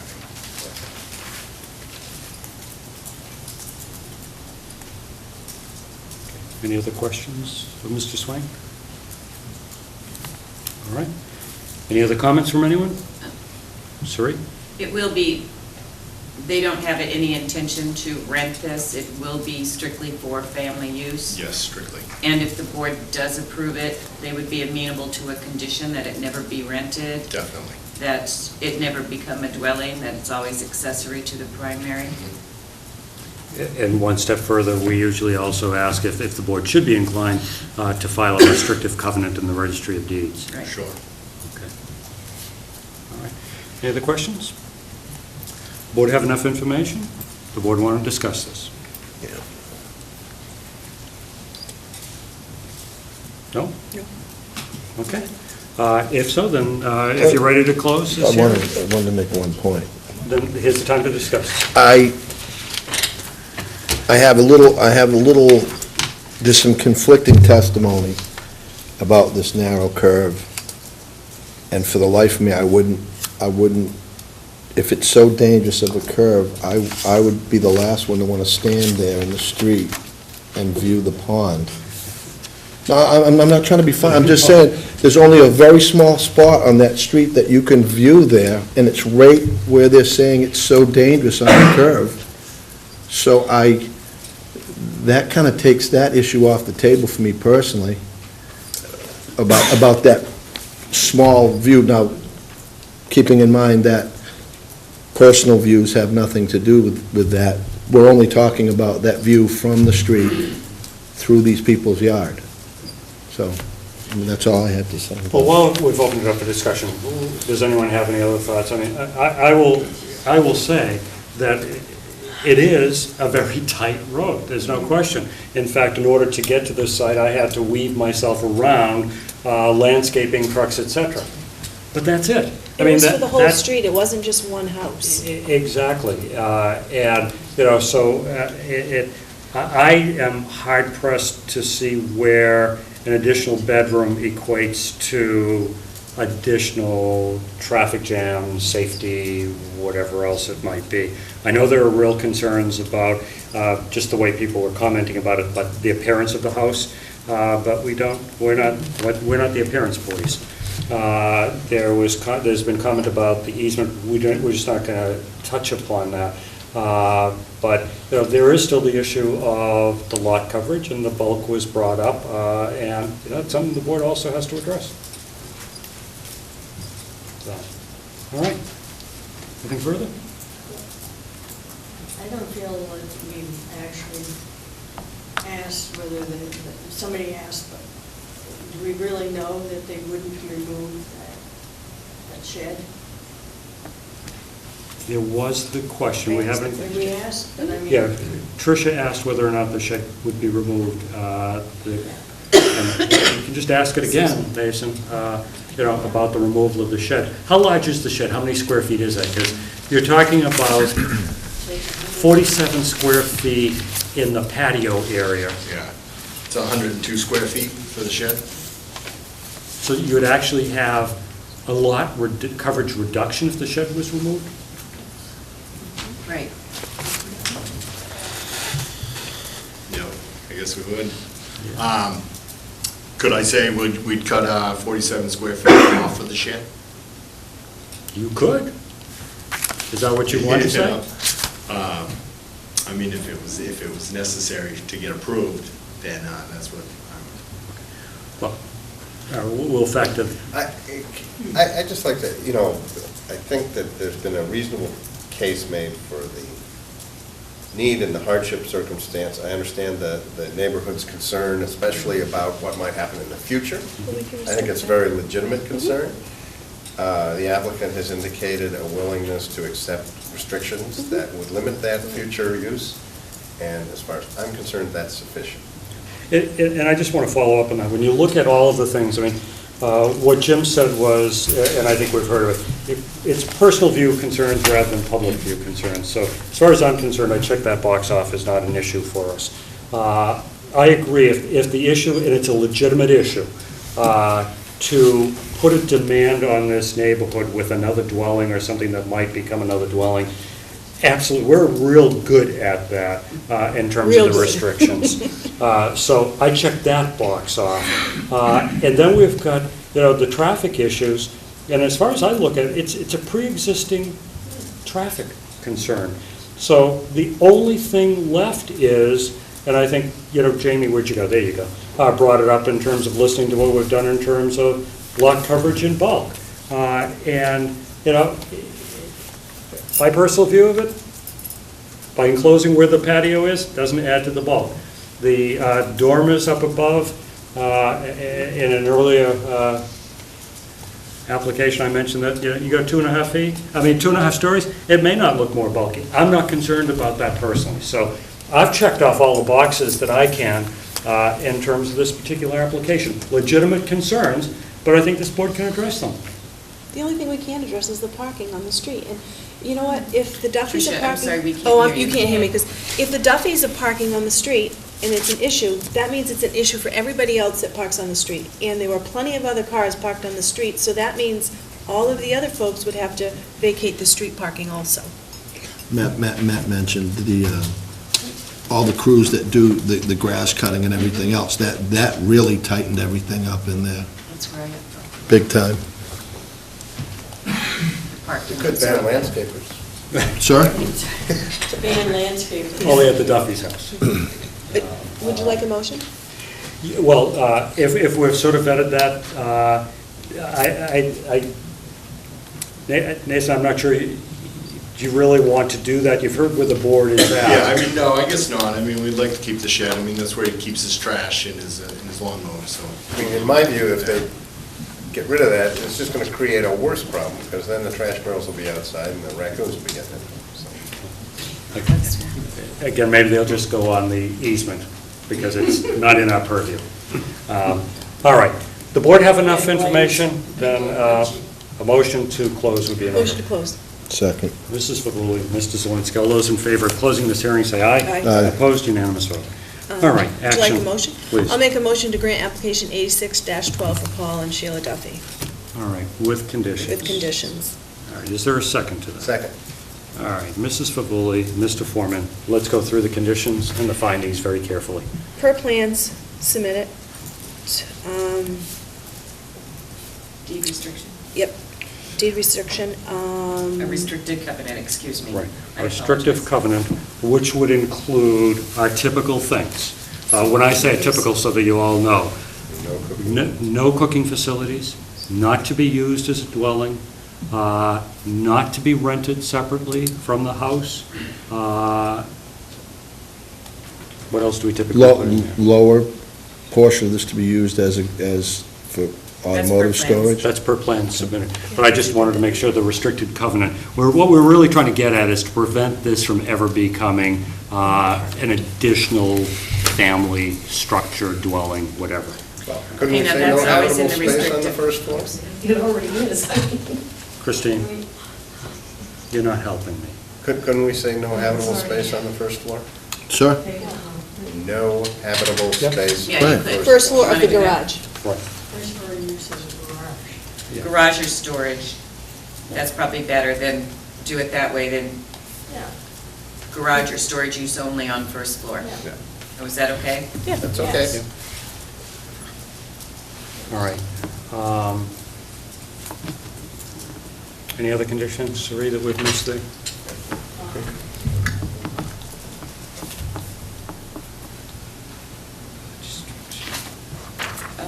Well, we don't have to do anything about bedrooms because it's sewer.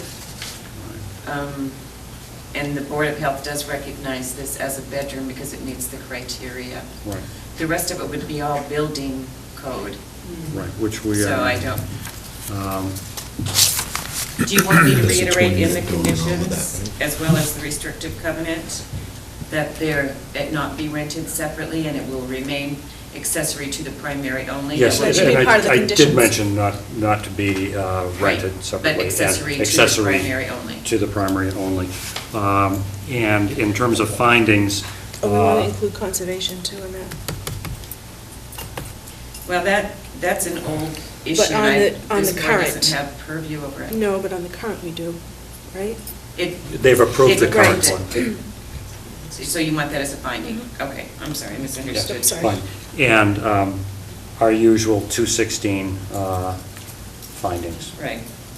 Okay, I can't think of anything else. all right. Any additional information, comments? All those in favor say aye. Aye. Aye. Opposed? Unanimous vote.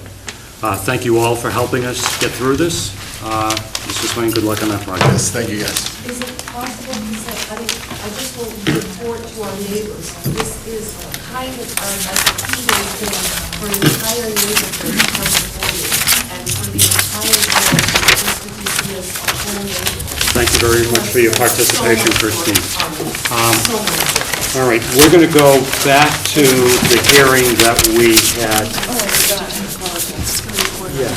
Yeah, we're going to go back to the application that we continued earlier, which was application 72-12. And as we're asking Mr. Roy to come forward, we're going to consider a motion to go to 10 o'clock. I'll make a motion to 10 o'clock. Second. And all those in favor of continuing till 10, say aye. Aye. Opposed? Unanimous vote. Mr. Bunker, Mr. Roy. Just gonna do it. Just gonna say.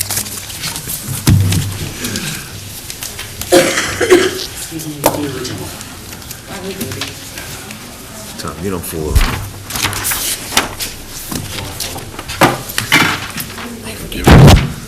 You can skip it.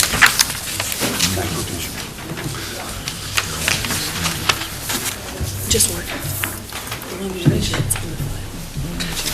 This is the original, but you can check it in the file. So now we took I'm Tom Bunker, Thank you, Tim. VSS Design. Yep. Why don't you summarize what you've given Took to a us? brief recess and reduced the size of the house. I'm not sure I can't remember how many square feet, but it's at 19.98%. So we're under 20%. And then shrinking it a little bit, we pushed the house back another 6 inches, so there's 6 inch more setback to this also. We made the screen porch, it was 15 by 15, it's 14 by 14, and took some jog out of behind the garage, reduced the width and the size of the front step, reduced the step from the back rear, right rear, left rear rather. Basically, 19.98%. Let's do it.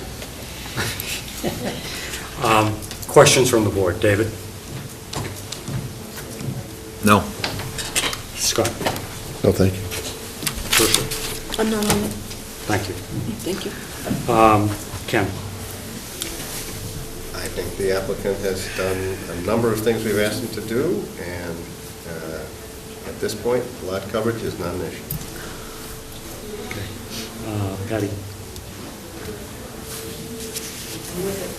Yeah.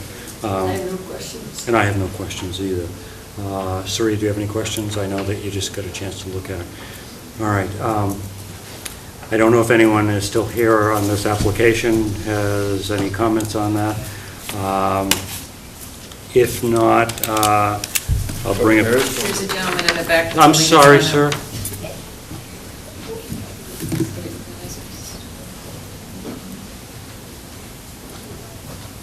Hi, I'm Steve Livingston, the immediate neighbor at number 8 Harbor Avenue. Hi, Steve. Hi. I think that what Dan Roy is building is really nice, especially since it's a passive solar home. I think that's great, and I'm very much in favor of the house the way it stands. It's, to me, no impact on the neighborhood. It even complements, because like the whole entire street is just about rebuilt. From my house, now his house, there's a house on Eldana that's on the corner, 90 degrees from his house, that's brand new. The next house down the street was rebuilt on the inside, and I think they added a dormer also. So just about the whole street is brand new, and it looks really nice. And I know that Mr. Roy could have widened out his house a little bit, but, or gone up, and he didn't, and that's very nice, because I've watched him with his plans, and he showed them to me throughout the development of what he's going to put there.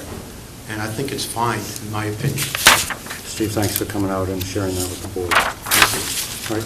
Mr. Roy, if I could ask just one question. In this new design, any impact on the solar? No. So you're still able to do all of your passive solar, your panels and all the rest of it? Yes, sir. It's really three things, that's right. The Okay. heat, the electricity, Yep. and the water. Okay. All three. All right, sounds good. Any other questions from the board?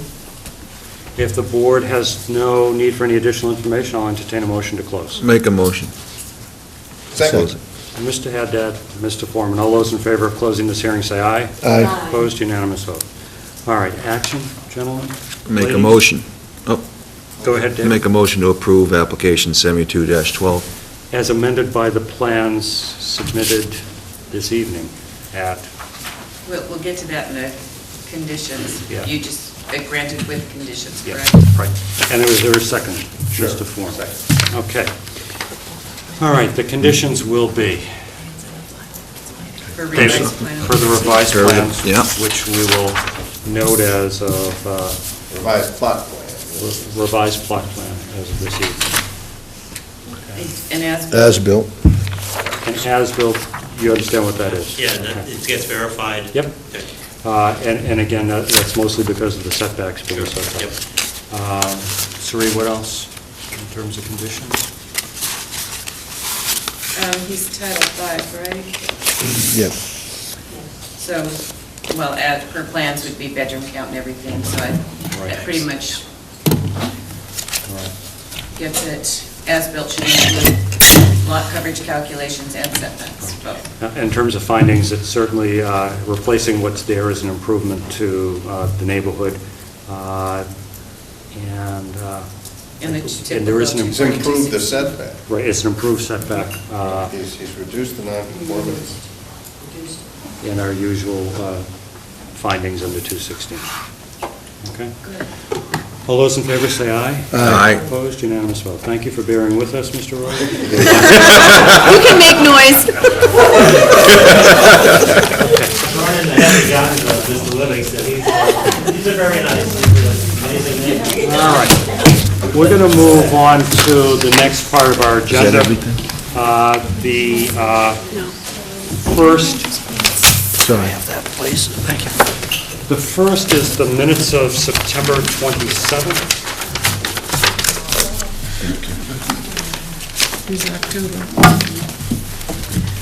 I'll make a motion to approve the minutes of September 27th, 2012. It was Thayer, McCarthy, Roy, and Rucky. And all in favor? Aye. And I will abstain because I was absent. Do you want me to sign? No, I can sign. No opposition. So all those in favor say aye. Aye. Opposed, unanimous vote. All right, next on our agenda is for the transfer of ownership of Forest Cove under the 40B regulations. She has submitted information on her Yep. background. There, Mass Housing. There are two things. We do this in an administrative format. There is actually action that we take in terms of transferring the ownership, which has, the new proposed owner has been approved by the subsidizing agency, and we also determined that the change in ownership is not substantial. So those are two things that we're asking to look at. Has everyone had an opportunity to look at the background? I know that Laura has waited patiently with our new owner, but I want to save you time, so if there aren't any questions from the board, again, thank you for all the background information and for taking over this project so that we can, make sure that it's a project that we're proud of. Laura, you are here if you want to take a moment and... I just, for the record, I'm Laura Moynihan. I represent the applicant. I just wanted to introduce Tina. I thought you might like to meet her. Come on up, Tina. Just give your name for the record. Say hello. Hi, I'm Tina Pizzuti-Brzezinski from Pizzuti Development. So thank you so much for considering our transfer. And just to clarify, we are hoping to close on November 12th. Great. So we're under contract right now, and it's just a few weeks away. Terrific. All right. Thank you. Any questions? If not, what I'll ask for is a motion to consider this to be an insubstantial change and to approve the transfer to the new owner. I'll make that motion as quoted. All right, Mr. Zelinski, is there a second? I'll second that motion. Mrs. Favuli, any questions? All those in favor, say aye. Aye. Opposed? Unanimous vote. Thank you, Laura. Thank you, Lisa. Good luck on the project. All right. Next is an administrative amendment to appeal number 412 in the matter of Tillman. Okay, under 240-66C3, the board did overturn the building commissioner's determination to allow this lot to be buildable. What I failed to explain to the board is it does require, under 242-16, approval as a special permit as well. So after contacting town council, she recommended that the board administratively approve a corrected decision. Just to correct one thing. There was no failure on Cerie's part. We have, as a board, overturned the building commissioner's decision on lots that were unbuildable in the past under 66C3. What we as collectively have failed to look at is the language that says to also issue as a special permit. It's our recommendation that this not have to go back. If you remember, there was an individual that was in a situation that really needed to do this. We overturned the decision. Inherent in overturning the building commissioner's decision under 240-66C3 is issuing the special permit at the same time. So all we're asking for you is really to administratively correct this decision, and if so, I'll sign it. And all I had to put into the decision of finding under 242-16 that the site was adequate. I'll make a motion to do a correction on special permit number 4-12. Is there a second? Mr. Foreman, second. Any discussion? All those in favor say aye. Aye. Opposed? Unanimous vote. Thank you, Cerie, for that. And by the way, we just will put a note for ourselves that next time 66C3 comes before us, I will never forget, believe me. Look at this, I even have it underlined. All right. I think you told me to do that. The next is administrative approval request for 66 Toledo Street. That was one of the lot coverages in excess of 20%, if you remember correctly. Right, but the main priority with 66 Toledo was this first and second floor living spaces and the separation, that it not be closed off to appear like a second dwelling. What Mr. Quinn is asking now, who is the contractor, that this, remember he came back and wanted a door put there, and the board said no, because that would be closure. And again, it was the second dwelling kind of issue that the board had raised. Right. This plan does show a door right here, and it should be open. This isn't open. I Yeah. revised it. Yeah, this plan. I've got copies of it. Yeah, so we're going to need that. What he'd like to do right now is to extend this wall along the stairway so that they could put a child gate at the bottom of the stairway to keep the children contained, if you will. Isn't there a law against Thank that? you, Terrence. I appreciate that. Child gate. Yeah. Well, there's actually two reasons, but that was their reasoning. Initially, they wanted to put a Dutch door there, but I said I didn't think any doors in that area would be taken. Yeah. That didn't go over real well. No. Yeah, no. So that's what it is now, it's just this wall Sorry, ended David. here, No, this you was a almost staircase. New posts and stairs. And we have one other issue that's come up also is because of the garage floor system. Thanks, sir.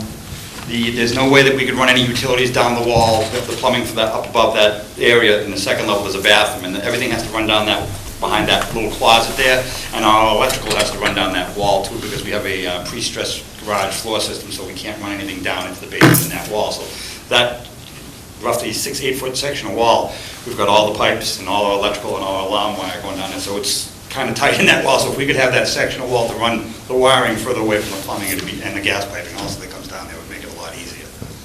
This isn't the right triangle one there. either, is it? Or yes, it is? Yes, excuse Yeah, me. okay. It's No, right that's now. fine. So, just to be real He needs to point out what area he's talking about. clear, the wiring. could you point that out where the wiring, yeah, Well, see, this doesn't show the garage wall, but the garage wall is right here. Yeah. I unfortunately it didn't come out when I copied. that's okay. So this wall here has plumbing, actually, the back of this closet had to actually be widened also just to get the plumbing to run down. And we've got all the wires from the whole second level, which is huge. And the panel is actually in the room, below this room is where the main electrical panel is located. So the only changes you're asking for this board to consider It's just a, is to little bump widen? no, not even just to enclose where the stairs would be. Okay, Because it was open right Yep. there with a Two. post. and that's it? That's it. No other And change? the ceiling is gonna go right to the stairs, there's no closed-in opening or nothing like that. So that they can allow a child's Yep. gate right there. Tricia? I have a question, Terrence. Will you just only come here so that you can see what I'm talking Sure. about? You're putting the gate right here? Yes, that's where they want to put the gate. Okay. And what's here right now? Just the posts? There will, well, it's still rough frame, but there Yeah. will be a newel post and railings. If there was no wall here, you would just be putting a post and railing? Correct. Okay, so there would be no reason why you couldn't attach a swinging gate right here to here? They don't want to make, well, I mean. I'm just people- asking a yeah, yeah. question, so you There's didn't... no, I'm sorry, yeah, there's no reason. I'm asking because you didn't even need to, I don't think you even needed to come here to put a gate up. Well, We all have gates in our house for our kids and our No, it's dogs. not the gate, he wants the Yeah, wall. it's extending the I wall. understand that, but To hide the mechanicals. correct, but Well, I'm because just of the asking... issues in the past, Everything I has to be wouldn't brought approve it. into or out to as they go before you folks. All right, that's why I was asking that, just for clarification. Is this wall going all the way up, or is it just a partial wall? No, it's going up to this, it's going into the second floor, so because we need. For a chase. Again, just the background was, the original request for administrative approval, Completely. but the latest one was a Dutch door rather than told me the door. So it was already scheduled for administrative approval Dutch door. for the Dutch door, and Terrence has come back and said, That's Well, fine. yeah, speaking with the homeowners, and we looked at the issues and, you know. That's okay. They're happy. That's fine, I just wanted you just to clarify Yeah. that. Okay. board have Right. any questions? Understand everything? Then a motion to administratively approve this change as depicted on the plan that was given to us this evening. That one, right? It's this Yes. one, he gave us Okay, copies. okay, good. Okay? Can Is there a both of you motion? initial it? I'll make the motion. Mr. Zelinski, Mr. Foreman, all those in favor say aye. Aye. Opposed, unanimous. By the way, I can Matt, keep could you second. initial that as well? Sure. And I'll put this in the The, and Yes, send me to Iran. because I have 1 minute, thank you very much. You're Thank you all very set. much. We've approved you, and good luck on the project. I see you're making a lot of progress. Thank you, thank you. All right. Thank you for staying so late, Terrence. The board took the time to discuss the wind turbine bylaws, the wind energy bylaws, and I just want you to know that Brian Curry did sit down with me after the letter I wrote, and he went over point by point and wanted us to be aware of the fact that the planning board took seriously everything that we shared with them, and much of which will be implemented in terms of the granting of permits, not necessarily in the change of the bylaw itself. Just as we might, for example, when we issued the permit for Scanlon, for example, we have a very bare bones bylaw right now, but we put a lot of conditions in. And so there are going to be some minor modifications going before town meeting, but he did want to thank the board for all of the input and that they acknowledged all of that. And it may not all be changes in the bylaw itself, but it may be at the permit granting level. That's all I wanted to share. All right? You're satisfied? I was very pleased with that comment. We'll see. I mean, I can't say that we will be satisfied or not satisfied. We're not the permit granting, special permit granting authority. But they asked us, Brian asked us for our input. He shared it with the planning board. The planning board appreciated our input. And oftentimes, we don't close that loop, and I just wanted to do that for the board. Given the fact that it's now 10 o'clock and there's nothing else to come before the board, I will adjourn this meeting. Thank you very much.